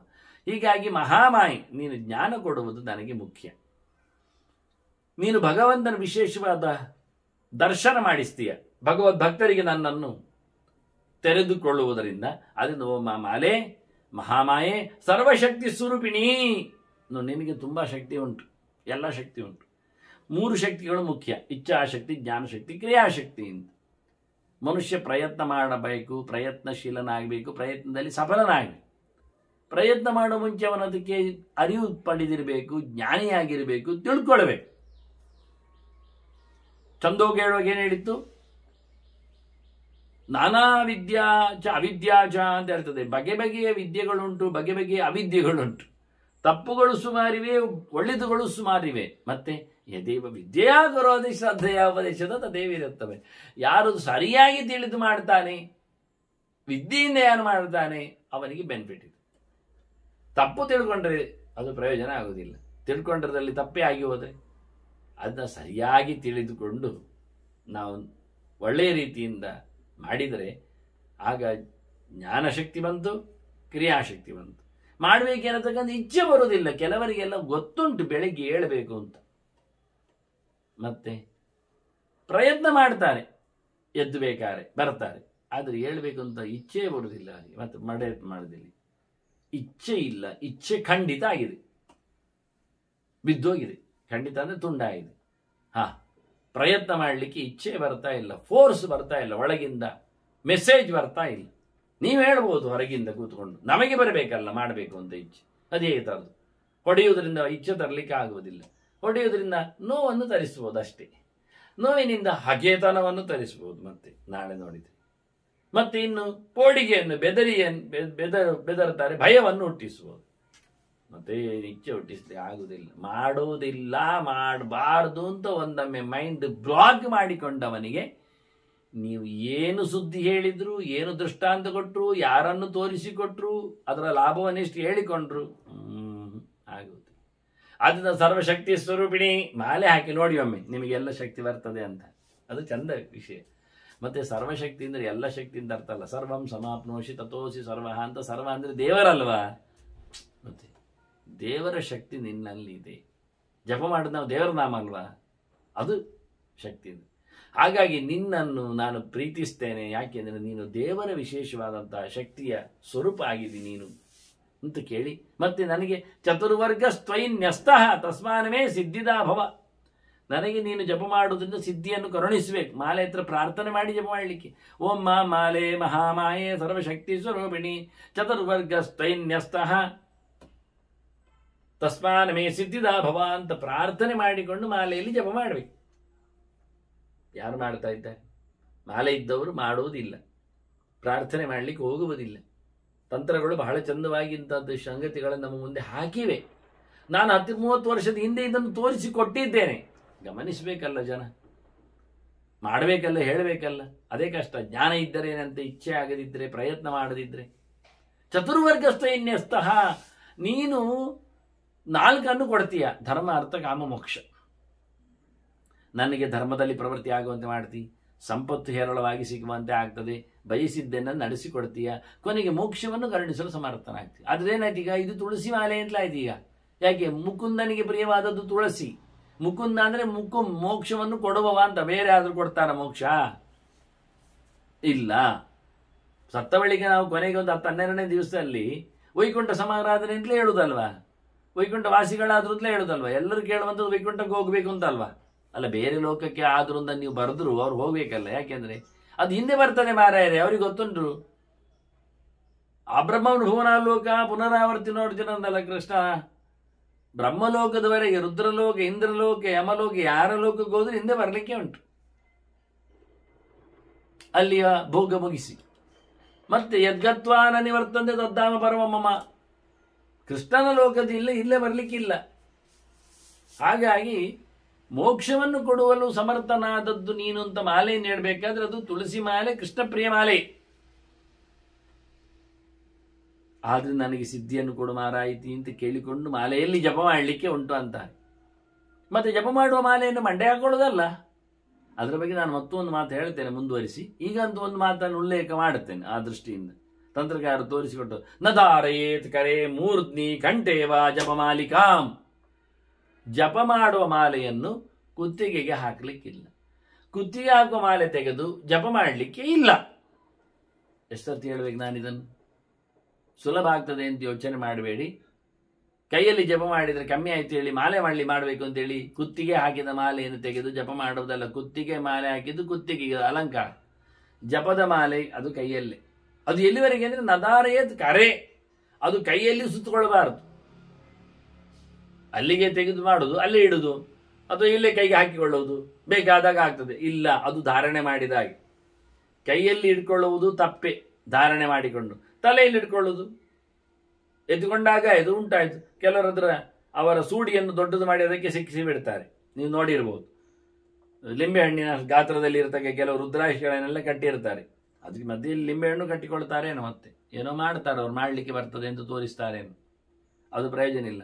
ತಲೆಯಲ್ಲಿ ಹೊತ್ತುಕೊಳ್ಳುವುದು ಜಪಮಾಲೆಯನ್ನು ತಪ್ಪೇ, ಕೈಯಲ್ಲಿ ಸುತ್ತಿಕೊಂಡು ಇಟ್ಕೊಳ್ಳುವುದು ತಪ್ಪೇ ಅಂತಾರೆ. ನದಾರೇತ್ ಕರೆ ಮೂರ್ಧ್ನಿ ಕಂಠೇವ, ಕಳೆದೋದಾಗ ಗುತ್ತಿ ಹಾಕಿಬಿಟ್ರೆ ಅದು ಬೇಕಾದಾಗ ಜಪ ಮಾಡಲಿಕ್ಕೆ ತೆಗೆಯುದು ಇಲ್ಲ. ಮತ್ತೆ ಜಪ ಮಾಡಲಿಕ್ಕೆ ಬೇರೆ ಮಾಲೆ, ಧಾರಣೆ ಮಾಡಲಿಕ್ಕೆ ಬೇರೆ ಮಾಲೆ, ಎರಡು ಮಾಲೆ ಬೇಕು. ಪ್ರತಿಯೊಂದರದ್ದು ಅವನು ಹಾಕ್ಕೊಳ್ಳುವಾಗ ಹಾಕ್ಕೊಂಡು ತಿರುಗಲಿಕ್ಕೆ ಒಂದು ಮಾಲೆ ಅಲಂಕಾರಕ್ಕೆ, ದೇಹ ಬ್ಲ್ಯಾಂಕ್ ಇರಬಾರ್ದು. ನೀವಾಗಲೂ ಹಾಕೊಂಡು ಮೀಲಿಕ್ಕೆ ಬರ್ತದೆ, ಹಾಳಾಗ್ತದಲ್ಲ, ನಾವೇ ಹಾಳಾಗುದಿಲ್ವಾ, ಅದು ಸಮಸ್ಯೆ ಇಲ್ಲದು ಬಿಡಿ. ಹಾಗಾಗಿ ಗುತ್ತಿಗೆಗೂ ಜಪಮಾಲೆಯನ್ನು ಹಾಕೊಳ್ಳಿಕ್ಕಿಲ್ಲ. ಮತ್ತೆ ಎಲ್ಲಿಡಬೇಕಾದಂದ್ರೆ ಎನ್ನುವುದು ಇನ್ನ ಮಾತಲ್ಲಿ ಹೇಳುತ್ತೇನೆ. ಜಪಕಾಲೆ ಜಪಂಕೃತ್ವ ಸದಾ ಶುದ್ಧ ಸ್ಥಳೇ ಕ್ಷಿಪೆ. ಜಪ ಮಾಡಿದ ನಂತರ ಒಳ್ಳೆ ಜಾಗದಲ್ಲಿ ಇಡ್ಲಿಕ್ಕೆ, ಯಾವುದರಲ್ಲಿ ಇಡ್ಲಿಕ್ಕೆ ಹೇಗೆ ಎಲ್ಲ, ಮತ್ತೆ ನೆಲದಲ್ಲಿ ಅಂತೂ ಅಲ್ಲ, ಒಳ್ಳೆಯ ಜಾಗದಲ್ಲಿ ಎನ್ನುವುದು ಸತ್ಯ. ನೆಲದ ವಿಷಯದಲ್ಲಿ ಅದರಲ್ಲಿ ಇಡುವಾಗ ಹೇಗಿರಬೇಕು ಒಂದು ಪ್ರಶ್ನೆ ಉಳೀತದೆ ನಿಮಗೆ ಅಲ್ವಾ. ಮತ್ತೆ ನೋಡುವ, ಇನ್ನೊಂದು ಪೀರಿಯಡ್ ಅಲ್ಲಿ ಅದರ ಬಗ್ಗೆ ಮಾತಾಡ್ಲಿಕ್ಕೆ ಆಗ್ತದೆ. ಅಂತೂ ಏನಿದ್ರು ಜಪ ಮಾಡಿದ ನಂತರ ತಲೆಗೆ ಹಾಕೊಳ್ಳೋದಲ್ಲ, ಕುತ್ತಿ ಹಾಕೊಳ್ಳೋದಲ್ಲ, ಕೈಗೆ ಸುತ್ತುಕೊಳ್ಳೋದಲ್ಲ, ಅಲ್ಲಿ ಇಡ್ಲಿಕ್ಕೆ ಉಂಟು, ಇಡಬೇಕು ಅದರ ಜಾಗದಲ್ಲಿ. ಮತ್ತೆ ಈ ಮಣಿಗಳನ್ನೆಲ್ಲ ಸಂಪಾದನೆ ಮಾಡುವಾಗ ಚಿನ್ನದ್ದು, ಬೆಳ್ಳಿದ್ದು, ರತ್ನದ್ದು ಎಲ್ಲ ಆಗಲಿ, ಬೆಲೆ ಬಾಳುವಂಥದ್ದು, ಅಥವಾ ಕಲ್ಲಿದ್ದು ಬಿಟ್ಟು ಇನ್ನು ಕೆಲವೆಲ್ಲ ಮರದ್ದು, ನೀರಿದ್ದು, ತುಳಸಿ ಮಣಿ ಮುಂತಾದ್ದು ಏನೇ ಆಗಲಿ, ಇದನ್ನೆಲ್ಲ ಸಂಪಾದನೆ ಮಾಡುವಾಗ ಕದ್ದುಕೊಂಡು ಬಂದದ್ದಾಗುವುದಿಲ್ಲ ನಮಗೆ. ಪರವಾಗಿಲ್ಲ, ಮಾಲೆ ಅಲ್ವಾ, ಅದು ಜಪ ಮಾಡಿದ್ದಲ್ಲ ಅವನಿಗೆ ಹೋಗ್ತದೆ ಫಲ, ಅದು ಸತ್ಯವೇ. ನ್ಯಾಯಾಗತ ಯೇ ಮಣಯ ತೇಶುಬಾಹ ಜಪಕರ್ಮಣಿ ಅನ್ನುವುದಾಗಿ ಭಾರದ್ವಾಜರು ಹೇಳುತ್ತಾರೆ. ನೀವು ನ್ಯಾಯಯುತವಾಗಿ ಸಂಪಾದನೆ ಮಾಡಿಕೊಂಡದ್ದು ಮನೆ, ಆದ್ರಿಂದ 30 ಸಾಕು, 27 ಸಾಕು, 50 ಸಾಕು ಎಲ್ಲ ಹೇಳುದು, ಕಂಡಬಟ್ಟೆ ಆಗಬೇಕು ಅಂದಿಲ್ಲ, ಕಮ್ಮಿ ಆದರೂ ಪರವಾಗಿಲ್ಲ. ನೀವು ಅದರ ಸಂಪಾದನೆ ಮಾಡೋದು ಮೋಸದಿಂದಲ್ಲ, ಕದ್ದದ್ದಿಲ್ಲ, ಇನ್ನೊಬ್ಬರಿಂದ ಎಗರಿಸಿಕೊಂಡದ್ದೆಲ್ಲ ಬಂದದ್ದಲ್ಲ, ನ್ಯಾಯ ಪ್ರಕಾರದಲ್ಲಿ ಸಂಪಾದನೆ ಮಾಡಿದ್ದರಿಂದ. ಆದ್ರಿಂದಲೇ ಜಪಮಾಲೆಯನ್ನು ಹೆಚ್ಚಾಗಿ ಯಾರು ದಾನಕ್ಕೆ ಪಡೀಲಿಕ್ಕೆ ಹೋಗುವುದಿಲ್ಲ. ಪಡೆದ್ರೆ ಅವನಿಗೆ ಫಲ ಹೋಗ್ತದೆ. ಇವರೇ ಸ್ವಯಂ ಕೆಲವರು ಮಾಡ್ತಾರೆ. ಕೆಲವು ಮಣಿಗಳೆಲ್ಲ ನಾನು ಹೇಳಿದ್ದಾಗ ಕೆಲವು ಮಣಿಗಳು ಮಾಡಿದ್ದು, ಇವೆಲ್ಲ ಕೈಯಲ್ಲಿ ಮಾಡಿದ ಮಣಿಗಳು, ತುಳಸಿ ಮಣಿಗಳು. ಅಂದ್ರೆ ಸಾಮಾನ್ಯವಾಗಿ ದೊಡ್ಡ ದೊಡ್ಡ ಜಾತಿಯಲ್ಲಿ ಬಂದಂತ ತುಳಸಿ ಮಣಿಗಳೆಲ್ಲ ಎಳವೆಯಲ್ಲಿದ್ದಾಗ ಮಾಡಿತ್ತು ತನ್ನಷ್ಟಕ್ಕೆ. ಆಗ ಅದೊಂದು 4 CD ಮಾಡಿ ಎಲ್ಲ ಮಾಡಲಿಲ್ಲ, ಕಷ್ಟ ಆಗ್ತದೆ ಹೇಳಿ ಇದ್ದದ್ರಲ್ಲೇ ಆಚೆ ಈಚೆ, ಅದ್ರ ಏನು ಫೈಲ್ ಗೀಲ್ ಏನಿಲ್ಲ, ಚಂದ ಏನಿಲ್ಲ ಅದರಲ್ಲಿ. ಆಗ ಇದರಲ್ಲಿ ಯಾವುದರಲ್ಲಿ ಬಿಸತ್ತಿಯಲ್ಲಿ ಎಲ್ಲ ಕೆತ್ತಿದ್ದಿರೋದು, ಅದಕ್ಕೇನು ಸೈಜು ಇಲ್ಲ, ವ್ಯವಸ್ಥೆ ಇಲ್ಲ. ಹೀಗೆಲ್ಲ ಸಹಜವಾಗಿ ಮಾಡತಕ್ಕಂಥ ವ್ಯವಸ್ಥೆ ಅಂತಾರೆ ನ್ಯಾಯಾಗತ. ಕದ್ದುಕೊಳ್ಳಬಾರದು ಯಾರದ್ದು, ಎಗರಿಸಿದ್ದೆಲ್ಲ ಇಲ್ಲ. ಇನ್ನೊಬ್ಬರದ್ದು ಜಪಮಾಲೆ ಎಲ್ಲ ಮಾಡಲಿಕ್ಕೆ ಬರುವುದಿಲ್ಲ, ಯಾಕದವನದ್ದು ನ್ಯಾಯ ಅಲ್ಲ, ಅದು ಆಗತ, ನ್ಯಾಯ ಆಗತ ಅಲ್ಲ. ಸುಮಾರಾಗಿ ಜಪ ಮಾಡ್ತಾ ಇದ್ದವರು ಮಣಿಸರದಲ್ಲಿ ಮಾಡಿದವರನ್ನು ಅವರನ್ನು ಹೂಳುವಾಗಲು ಸುಡುವಾಗಲು ಒಟ್ಟಿಗೆ ತಗೊಂಡೋಗಿ ಕೊಡ್ತಾರೆ. ಚಟ್ಟಕ್ಕೆ ಹೋಗ್ತದೆ, ಅದು ಹೋಗ್ಬೇಕು, ಅದು ಮುಂದುವರಿಕೆ ಅಲ್ಲ, ಮುಂದುವರಿದವರಿಗಲ್ಲ. ಹೂಳುವಾಗ ಅವರ ಜೊತೆಯಲ್ಲಿ ಜಪಮಾಲೆಯನ್ನು ಹೂತು ಬಿಡ್ತಾರೆ ವೃಂದಾವನದಲ್ಲಿ. ಅದರಿಗೆ ಬದಲು ಮಾಡುವುದನ್ನು ನಾನೇ ಕಣ್ಣಾರೆ ನೋಡಿದ್ದೆ, ಒಂದು ವಿಷಯ ಬಿಡಿ. ಕೈಯಲ್ಲಿದ್ದ ಮಾಲೆಯನ್ನು ಅದು ಯಾವುದು ಬಂಗಾರದಲ್ಲಿ ಬೆಳ್ಳಿಯಲ್ಲಿ ಪೋಷಿಸಿರ್ತಾರೆ ಜಪಮಾಲೆ, ಕೊನೆ ಹೊತ್ತಿನಲ್ಲಿ ಅದನ್ನು ಬೇರೆ ಮಾಡಿ ತಾಮ್ರದ್ದು ಕೊಟ್ಟು, ಅದು ಜಾತಿಯ ಮಣಿ ಅಲ್ಲದ, ತುಳಸಿ ಅಲ್ಲದ ಮರದ ಕಾಯಿಯನ್ನು ಕೊಟ್ಟು ಕೊನೆಗೆ ಕಣ್ಣು ಮುಚ್ಚಿಸ್ತಾರೆ. ಮತ್ತೆ ಅದನ್ನು ಏನು ಮಾಡ್ತಾರೆ ಮುಂದಕ್ಕೆ ಗೊತ್ತಿಲ್ಲ, ಅದು ಒಳ್ಳೆಯದಲ್ಲ. ಅವನವನು ಜಪ ಮಾಡಿದ್ದನ್ನು ಅವನವನೊಟ್ಟಿಗೆ ಹೋಗ್ಲಿಕ್ಕೆ ಹಿಡ್ಕೊಂಡು ಕಳಿಸ್ಲಿಕ್ಕೆ, ಅದನ್ನು ಅವನ ಸಂಪತ್ತಿನ ವ್ಯವಸ್ಥೆಯ ಕ್ರಮ ಹಾಗೆ. ಇದನ್ನು ಉಲ್ಲೇಖ ಮಾಡಿದ್ರು ವಾಸ್ತವವಾಗಿ ನ್ಯಾಯಾಗತ ಯಮಣಯ ಅಂತ. ಈಗ ಜಪ ಮಾಡುವ ನಮೂನೆ ವಿಧಾನ ಹೇಳಿಕೊಟ್ಟಿಲ್ಲ ನಾನು. ತುಳಸಿ ಮಣಿಯನ್ನು ಅದರ ವೈಭವವನ್ನು ಏನು ಎನ್ನುವುದನ್ನು ಇನ್ನೊಮ್ಮೆ ಹೇಳುತ್ತೇನೆ. ನಿನ್ನೆ ಚೂರು ಮುಟ್ಟಿದ್ದೆ ಕೆಲವು ಬೆರಡುಗಳ ಬಗ್ಗೆ ಎಲ್ಲ, ಮತ್ತೊಮ್ಮೆ ವಿಶೇಷವಾಗಿ ಅದರ ಬಗ್ಗೆ ಮಾತಾಡುವ. ಜಪ ಮಾಡುವಾಗ ಭಯಂಕರ ಶಬ್ದ ಮಾಡುವ, ಕಲಿಹಿ ಕಟಕಟ ಶಬ್ದ ಅಂತ. ಮೆಲ್ಲ ಕಟಕಟ ಆಗ್ತದೆ ಬಿಡಿ, ಚೂರು ಚೂರು ಸಂಪುಷ್ಟದಲ್ಲಿ ಇಟ್ಟುಕೊಂಡಾಗ ನಿಜವಾಗಿ ಲೋಹದ ಸಂಪುಷ್ಟಕ್ಕಿಂತ ಮರದ ಪೆಟ್ಟಿಗೆ ಶಬ್ದ ಕಮ್ಮಿ ಮಾಡ್ತದೆ. ಅದರಲ್ಲಿ ಬಿದಿರಿನ ಪೆಟ್ಟಿಗೆಗಳಾದರೆ ಇನ್ನೂ ಕಮ್ಮಿ ಮಾಡ್ತಾರೆ ಶಬ್ದಗಳು. ಬಿದಿರಿನ ಅಥವಾ ಬೂಳು ಅಂತವೆ, ಅಂಥದ್ದರ ಏನಾದರೂ ಒಂದು ಚಾಪೆ ಹೆಣಿಯುವಂಥದ್ರಲ್ಲಿ ಅಥವಾ ಬುಟ್ಟಿ ಮಾಡುವುದಂಥದ್ರಲ್ಲಿ ಬುಟ್ಟಿ ಮಾಡಿಕೊಂಡಿದ್ರೆ ಅದರಲ್ಲಿ ಶಬ್ದ ಆಗುವುದು ಕಡಿಮೆ. ಪೆಟ್ಟಿಗೆಗಿಂತ, ಲೋಹದ ಸಂಪುಷ್ಟಕ್ಕಿಂತ ಆದ್ರಿಂದ ಇವರು ಮೆಲ್ಲ ಶಬ್ದದ ಬಗ್ಗೆ ಮಾತಾಡಲಿಲ್ಲ. ಕಲಿಹಿ ಖಟಕಟ ಶಬ್ದ ಅಂತಾರೆ, ಮಹಾಪ್ರಾಣಕ ಆಗ್ತಾರೆ. ಇಲ್ಲಾದ್ರೆ ಕಲಿಹಿ ಕಟಕಟ ಶಬ್ದ ಹೇಳ್ಬೋದಿತ್ತು. ಅದು ಮಾಮೂಲಿ ಕಟಕಟ ಆಗ್ತದೆ, ಸ್ವಲ್ಪ ಮಟ್ಟಿನ ಶಬ್ದವನ್ನು ಅವಾಯ್ಡ್ ಮಾಡಲಿಕ್ಕೆ ಬರುವುದಿಲ್ಲ. ಮಣಿ ಎತ್ತಿಕೊಳ್ಳುವಾಗ ಆ ಪೆಟ್ಟಿಗೆಗೆ ತಾಗಿಕೊಳ್ತಾ, ಅದರಿಂದ ಪೆಟ್ಟಿಗೆಯನ್ನೇ ಬೇರೆ ಮಾಡುವುದು ಚಂದ. ಬುಟ್ಟಿಯ ರೀತಿಯ ಪೆಟ್ಟಿಗೆ ಮಾಡಿಕೊಂಡ್ರೆ ಶಬ್ದ ಆಗುವುದಿಲ್ಲ ಆಗ್ತದೆ. ಇನ್ನು ಕೆಲವರು ಶಬ್ದ ಆಗಬಾರದು ಅಂತ ಹೇಳಿಕೊಂಡು ಬಟ್ಟೆಯನ್ನು ಹಾಕೊಳ್ಳುತ್ತಾರೆ, ಅದು ಚಂದ. ಶುದ್ಧ ಬಟ್ಟೆ ಆದರೆ ಪೆಟ್ಟಿಗೆ ಮೇಲೆ ಬಟ್ಟೆ ಹಾಕಿ ಅದರ ಮೇಲೆ ಇಟ್ಟರೆ ತೊಂದರೆ ಇಲ್ಲ. 2-3 ಮಡಿಕೆಯಲ್ಲಿ ಬಟ್ಟೆ ಹಾಕಿದ್ರೆ ಅನುಕೂಲ ಆಗ್ತದೆ. ಅದರ ಬದಲಿಗೆ ನಮ್ಮ ಮೈಯಲ್ಲಿ ಇಟ್ಟುಕೊಂಡು ಶಬ್ದ ಆಗುವುದಿಲ್ಲ, ಅದು ತಪ್ಪು. ಜಪ ಮಾಡುವ ಸರವನ್ನು ಮೈ ಮೇಲೆ ಹಾಕೊಳ್ಳಿಕ್ಕಿಲ್ಲ ಅಂತ ನಾವು ನೋಡಿದ್ದೇವೆ. ಮೈಯ ಬಟ್ಟೆಯ ಮೇಲೂ ಹಾಕೊಳ್ಳಿಕ್ಕಿಲ್ಲ. ಮೈಯ ಬಟ್ಟೆಯಲ್ಲೂ ಶಬ್ದವನ್ನು ಅವಾಯ್ಡ್ ಮಾಡೋದಲ್ಲ. ಒಂದೊಮ್ಮೆ ಮಣಿ ಜಪ ಮಾಡುವಾಗ ಶಬ್ದ ಮಾಡ್ತಾ ಇದ್ರೆ ಗಲಾಟೆ ಮಾಡ್ತಾನವ, ಲಡಾಯಿ ಮಾಡ್ತಾನೆ ಅಂತ ಅರ್ಥ. ಇದರ ಫಲ ಕಲಿಹಿ ಕಟಕಟ ಶಬ್ದ. ದೋಲಮಾನೆ ಚಲನಮತಿ. ಇನ್ನು ಸರವನ್ನು ಅಲ್ಲಾಡಿಸ್ತಾ ಮಾಡಿದ್ರೆ ಕೆಲವರಿಗೆ ಅದೊಂದು ಅಭ್ಯಾಸ. ಸಣ್ಣ ಮರ, ಸಣ್ಣ ಸರ ಇರ್ತದೆ, ಕೈಯಲ್ಲಿ ಇಟ್ಕೊಂಡು ಈಗ ಅಲ್ಲಾಡಿಸ್ತಾ ಮಾಡುದು. ಯಾಕೆ ಮಾಡುದು ಅಲ್ಲಾಡಿಸಿ ಕೇಳಿದ್ರೆ ಅದವರಿಲ್ಲ ನಿದ್ದೆ ಬರ್ತದಂತೆ. ಎಷ್ಟು ಚೆನ್ನಾಗಿದೆ. ಆದ್ರಿಂದ ಒಂದೊಮ್ಮೆ ಸರ ಅಲ್ಲಾಡ್ಲಿಕ್ಕೆ ಶುರು ಮಾಡಿದ್ರೆ ಇವನ್ ತಲೆ ಅಲ್ಲಾಡುತ್ತದೆ ಹೇಳಿದ್ರು. ಇನ್ನು ಬುದ್ಧಿ ನೆಟ್ಟಗೆ ಇರುವುದಿಲ್ಲ, ಅವನಿಗೆ ಏಕಾಗ್ರ ಮಾಡಲಿಕ್ಕೆ ಬರುವುದಿಲ್ಲ, ಬುದ್ಧಿ ಹುಚ್ಚ ಆಗ್ತದೆ ಕೊನೆಗೆ. ಚಲನಮತಿ ಅಂದ್ರೆ ಹುಚ್ಚ ಅಂತ ಅರ್ಥ ಒಂದು ದೃಷ್ಟಿಯಿಂದ, ಅದರಲ್ಲಿ ಹೇಳಬಾರದು ಸೀದಾ. ಜಪ ಮಾಡಿ ಹುಚ್ಚರಾದವರು ಎಷ್ಟೋ ಜನ ಇದ್ದ. ಇದೇ ರೀತಿಯಲ್ಲಿ ತಪ್ಪು ಮಾಡುವುದು ನೋಡಿ ಎಷ್ಟು ಸ್ಪಷ್ಟವಾಗಿ ಕೃಷ್ಣ. ನಿಮ್ಗೆ ಉದಾಹರಣೆ ಹೇಳುದು ನಾನು. ಸೂರ್ಯನಲ್ಲಿ ಇರತಕ್ಕಂಥ ತೇಜಸ್ಸು ನಾನು ಅಂತ ಹೇಳಿಬಿಟ್ಟ. ಸಂಶಯ ಉಂಟ ನಿಮಗೆ? ಸಕಲ ಶಾಸ್ತ್ರಗಳ ಸಾರ ಭಾರತ, ಅದರಲ್ಲಿನ ಸಾರ ಗೀತೆ. ಹಾಗಾಗಿ ನಾವು ಸಂವಿಧಾನದಲ್ಲಿ ಅದಕ್ಕೆ ಮನ್ನಣೆ ಕೊಟ್ಟು ನಾನು ಸತ್ಯವನ್ನೇ ಹೇಳುತ್ತೇನೆ ಎನ್ನುವಲ್ಲಿ ಗೀತೆಯನ್ನೇ ಹುಟ್ಲಿಕ್ಕಿರುವುದು, ಬೇರೆ ಏನನ್ನು ಹೇಳಲಿಲ್ಲ. ಯಾಕೆ ಸಕಲ ವೇದಗಳ ಸಾರ ಅಂತ ಸರ್ವೋಪನಿಷದೋ ಗಾವಹ ಅಂತೆಲ್ಲ ಹೇಳಿಕೊಂಡು ಅದೇ ರೀತಿ ಗೀತಾ ಉಪನಿಷತ್ಸು ಅಂತಲೇ ಶಬ್ದ ಕೊಲಪನಲ್ಲಿ ಬರಲಿಕ್ಕೆ ಹೋಗಿ ಅದರಲ್ಲಿ ನೋ ಡೌಟ್ ಎಲ್ಲ ದಾರ್ಶನಿಕರು ಗೀತೆಯ ಮಹತ್ತಿಗೆಯನ್ನು ನಿರರ್ಗಳವಾಗಿ ಮುಕ್ತಕಂಠದಿಂದ ಶ್ಲಾಘನೆ ಮಾಡಿದ್ದಾರೆ. ಕೃಷ್ಣ ಏನು ಹೇಳ್ತಾನೆ? ಸೂರ್ಯಮಂಡಲ ಮಧ್ಯವರ್ತಿಯಾದ ತೇಜಸ್ಸು ನಾನು ಅಂದ. ತತ್ ಸವಿತು ವರೇಣ್ಯಂ ಭರ್ಗಃ ದೇವಸ್ಯ ಧೀಮಹಿ ಅಂತ ವೇದ ಮಂತ್ರದಲ್ಲಿ ನಾವು ಹೇಳಿದ್ರೆ, ಸೂರ್ಯ ಏತು ವಿದ್ಯೆಯಾತ್ರಯ್ಯ ಅಂತ ಉದ್ದವನಿಗೆ ಹೇಳುವಾಗಲೂ ನನ್ನನ್ನು ಸೂರ್ಯನಲ್ಲಿ ಗಾಯತ್ರಿ ಮಂತ್ರದಿಂದ ಜಪ ಮಾಡು ಕೃಷ್ಣ ಹೇಳುದು. ಸ್ಪಷ್ಟರಿ. ಉದ್ದವನಿ ಹೇಳುವಾಗ ನನ್ನನ್ನು ಸೂರ್ಯಮಂಡಲದಲ್ಲಿ ಗಾಯತ್ರಿಯ ಮಂತ್ರದಿಂದ ಜಪ ಮಾಡು ಅವ ಹೇಳಿದ್ದು, ಹೇಳಿಕೊಟ್ಟದ್ದು. ನಾ ಮತ್ತೆ ಗಾಯತ್ರಿ ಜಪದಿಂದ ಸೂರ್ಯಮಂಡಲದಿರೋದು ನಾರಾಯಣನನ್ನು ಹೇಳುವ ಬದಲಿಗೆ ಯಾವುದೋ ಒಂದು ಹೆಣ್ಣನ್ನು ಅದು ಇನ್ಯಾವುದೋ ಒಂದು ರೂಪವನ್ನು ಕಲ್ಪಿಸಿಕೊಂಡು ಹೇಳಿದರೆ ಅರ್ಥ ಉಂಟಾ? ಬೆಲೆ ಉಂಟಾ? ಕೆಲಸ ಆಗ್ತದ? ಇದೇ ನಮ್ಮದು ಹಣೆ ಬರಹ ತಪ್ಪು ಅಂತ ಹೇಳುವಂಥದ್ದು ಬಹಳ ಸ್ಪಷ್ಟವಾಗಿ. ದೋಲವಾನೆ ಚಲನಮತಿಯಿಂದ ನಿಮ್ದು ಬುದ್ಧಿ ವಿಚಲಿತ ಆಗಿದೆ. ಯಾವುದೋ ಮಂತ್ರದಿಂದ ಯಾರನ್ನೋ ಕರೆದು ಎಲ್ಲಿಯೋ ನೋಡಿಕೊಂಡು ಏನೋ ಮಾಡ್ತಾ ಇದ್ದೀರಿ, ಆದ್ರಿಂದ ನಿಮಗೆ ಫಲವೇ ಬರುವುದಿಲ್ಲ, ವಿಪರೀತ ಫಲ ಬರ್ತದೆ, ತಪ್ಪು ಬರ್ತದೆ ಅವರು ಹೇಳ್ತಾರೆ ಸ್ಪಷ್ಟವಾಗಿ. ಇನ್ನೆಂತ ಹೇಳುವ? ಇದು ಒಂದೆರಡು ಕಡೆಯಲ್ಲೆಲ್ಲ. ಅರ್ಜುನನಿಗೆ ಹೇಳಿದ್ನಲ್ಲ ನಾನಲ್ಲಿದ್ದೇನೆ ಅಂತ, ಧರ್ಮರಾಜ ಕೇಳಿದ್ದೆ ಕೇಳ್ತಾನೆ ಮತ್ತೆ ನಾನು ಹೀಗಿದ್ದೇನೆ ಅಂತ. ಉದ್ಧವನಿಗೆ ಬೇರೆ ಹೇಳಿಬಿಟ್ಟಿದ್ದಾನೆ. ಇದು ಒಂದೇ ಮನೆಗಾಯ್ತಲ್ಲ, ಇದು ಒಂದು ಮನೆಯಲ್ಲ ಮತ್ತೊಂದು ಮನೆಯಲ್ಲಿಯೂ, ಯಾದವರಲ್ಲಿಯೂ ಪಾಂಡವರಲ್ಲಿಯೂ ಇಬ್ಬರಲ್ಲಿಯೂ ಹೇಳಿಬಿಟ್ಟಿದ್ದಾನೆ ಕೃಷ್ಣ. ನಾನು ಇರುವುದು ಹೀಗೆ, 4 ತೋಳಿನಲ್ಲಿ ಕೈಯಲ್ಲಿ ಚಕ್ರಶಂಖ ಗದಾಪದ್ಮ ಹಿಡಿದಿದ್ದೇನೆ, ನನ್ನನ್ನಾಗಿ ಉಪಾಸನೆ ಮಾಡುವಂತ. ಇಷ್ಟು ಬಾಯ್ಬಿಟ್ಟು ಹೇಳಿಯೂ ಇವತ್ತಿನವರೆಗೂ ಯಾರಿಗೂ ಧಾರಣೆ ಸರಿಯಾಗಿ ಬರಲಿಲ್ಲ. ಮಾಡುವ ಸೂರ್ಯನಾರಾಯಣನನ್ನು ಒಂದೊಮ್ಮೆ ಮಂಡಲದಲ್ಲಿ ನೋಡಿಕೊಂಡವರು ಕೈಯಲ್ಲಿ ಸೋತು ಬಿದ್ದಿದ್ದಾರೆ. ಅದಕ್ಕೆ ನಾನು 3 ಕಡೆಯ ಮಾತನ್ನು ಉಲ್ಲೇಖ ಮಾಡಿ ತೋರಿಸಿದೆ. ಇನ್ನು ಅನೇಕ ಕಡೆಯ ಮಾತುಗಳನ್ನೆಲ್ಲ ಸಂಧ್ಯಾ ಸಮೀಕ್ಷೆಯಲ್ಲಿ ತೋರಿಸಿಬಿಟ್ಟಿದ್ದೇನೆ, ತರ್ಕಗಳನ್ನು ತೋರಿಸಿದ್ದೇನೆ. ಹೇಗೆ ಇದರಿಂದ 3 ಪಟ್ಟು ನಾರಾಯಣ ಅಷ್ಟಾಕ್ಷರ ಮಾಡ್ಲಿಕ್ಕೆ ಉಂಟು ಅಂದಾಗ ಇದಕ್ಕೆ ಸಂಬಂಧ ಉಂಟು ಅಂತಾಯ್ತು, ರಿಲೇಟೆಡ್. ನಾರಾಯಣ ಹೇಗಿದ್ದಾನೆ ಚಕ್ರಶಂಖದ ಪದ್ಮ ಹೌದಾದ್ರೆ ಮತ್ತೆ ಗಾಯತ್ರಿಯಲ್ಲಿ ಆಗಿರ್ಬೇಕಲ್ಲ. ಇಂಥದ್ದೆಲ್ಲ ಕೆಲವು ತರ್ಕಗಳನ್ನು, ಚಿಂತನೆಗಳನ್ನು, ಪ್ರಮಾಣಗಳನ್ನು 10-50 ಕೊಟ್ಟರು ಸಹ ಜನರಿಗೆ ದೋಲಮಾನೆ ಚಲನಮತಿ ಅವರ ಮಾಲೆ ಅಲ್ಲಾಡ್ತದೆ ಅಂತ ಕಾಣ್ತದೆ, ಆದ್ರಿಂದ ಅವರ ಮಂಡೆ ಅಲ್ಲಾಡಿದೆ. ಚಿಂತನೆಯೂ ಸರಿ ಇಲ್ಲ, ಒಂದು ಕಾನ್ಫಿಡೆನ್ಷಿಯಲಿ ಬರಲಿಲ್ಲ ಅವರದ್ದು ಆ ಲೆಕ್ಕಾಚಾರದ. ಇನ್ನು ಹೇಳ್ತಾರೆ ಹೇಗಿರ್ತದೆ ಜಪದಲ್ಲಿ ಚಿಂತನೆ ಅಂತ. ಚಲಿತೆ ಚೈವ ವಿದ್ವೇಷ, ಅದು ವಿಚಲಿತ ಆದರೆ ಸುಮಾರು ರೀತಿಯಿಂದ ಅಲ್ಲಾಡುದು ಮಾತ್ರ ಅಲ್ಲ, ಎಲ್ಲೆಲ್ಲಿಯೂ ಹೋಗಿಬಿಟ್ರೆ ಎಲ್ಲ ಗಲಾಟೆ, ಮಾತ್ರ ಅಲ್ಲ, ವಿದ್ವೇಷ, ಒಬ್ಬನಿಗೆ ಕಂಡ್ರೆ ಆಗುವುದಿಲ್ಲ, ಹಗೆತನ ಬೆಳೀತದೆ, ಮೈತ್ರಿ ಹಾಳಾಗ್ತದೆ.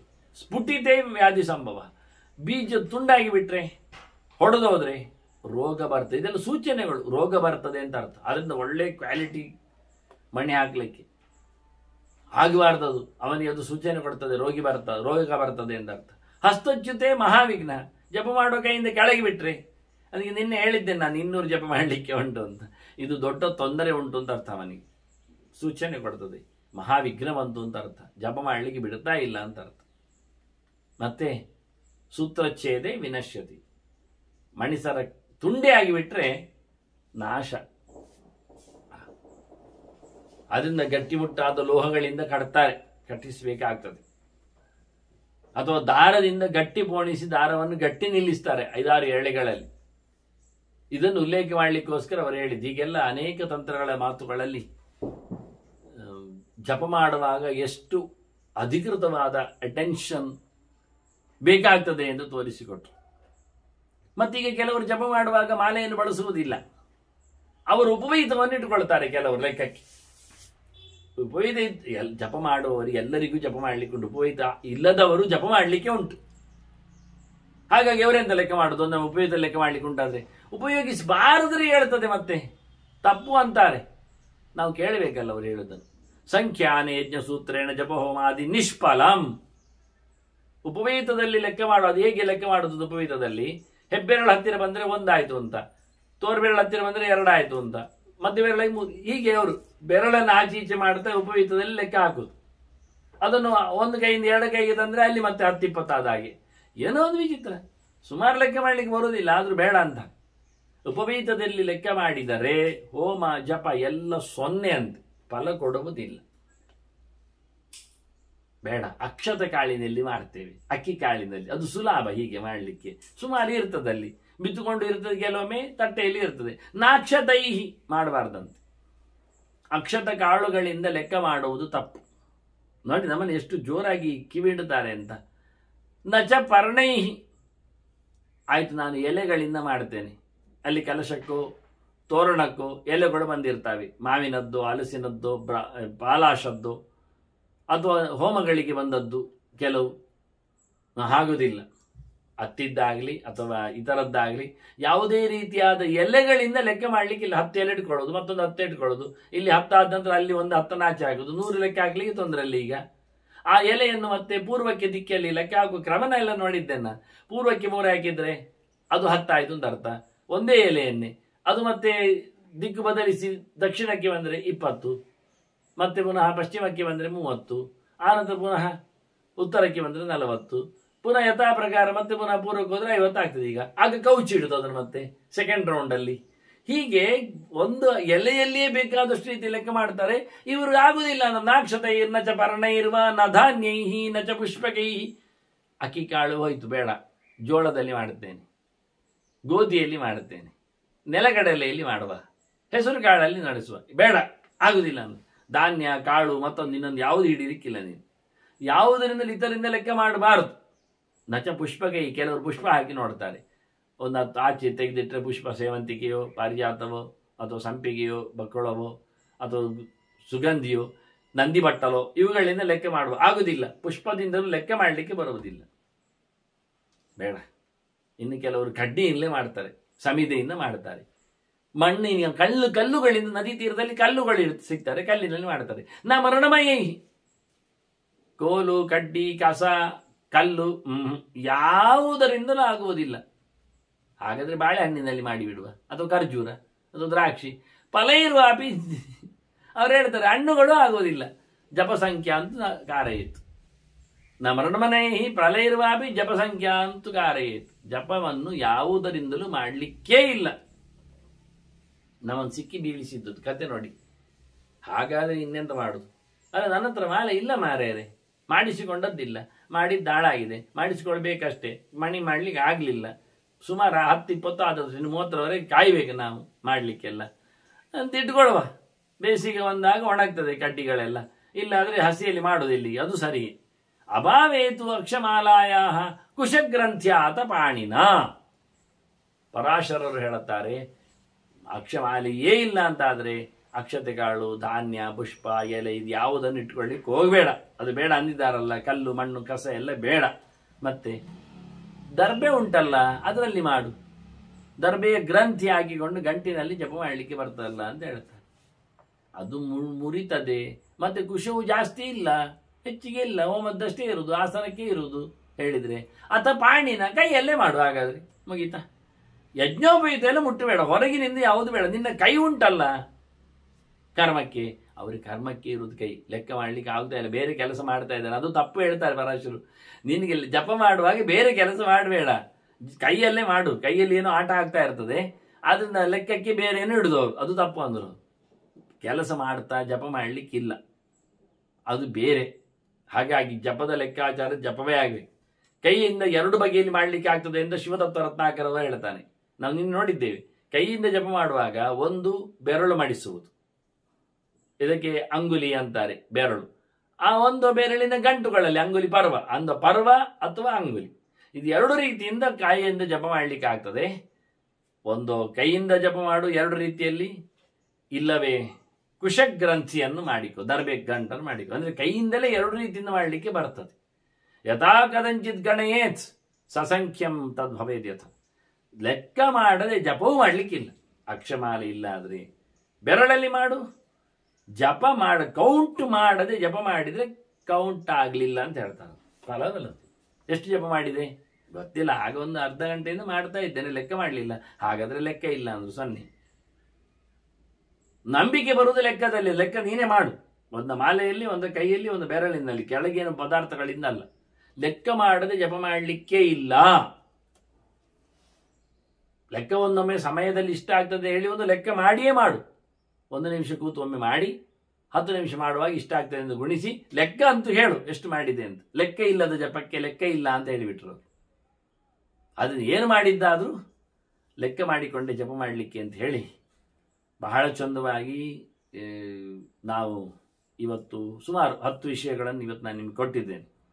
ಇನ್ನು ಇದರ ಮಾಲೆಯ ಬಗ್ಗೆ ಕೆಲವು ಮಾತುಗಳನ್ನು ತಂತ್ರಗಾರ ಉಲ್ಲೇಖ ಮಾಡಿದ, ಕೆಲವು ಗೆರೆಗಳನ್ನು ಉಲ್ಲೇಖ ಮಾಡುತ್ತಾ ಹೇಗೆ ಜಪ ಮಾಡುವುದರಿಂದ ಒಳಿತು ಇದೆ ಅಂತ ಬೆರಳಿನ ವಿನ್ಯಾಸದಲ್ಲಿಯ ಚಿಂತನೆಯನ್ನು ಮುಂದಿನ ದಿನಗಳಲ್ಲಿ ನೋಡುವಂಥ ವಂದನೆಗಳು. ಶ್ರೀಕೃಷ್ಣ ಅರ್ಪಣಮಸ್ತು. ನಾರಾಯಣ ನಾರಾಯಣ ನಾರಾಯಣ.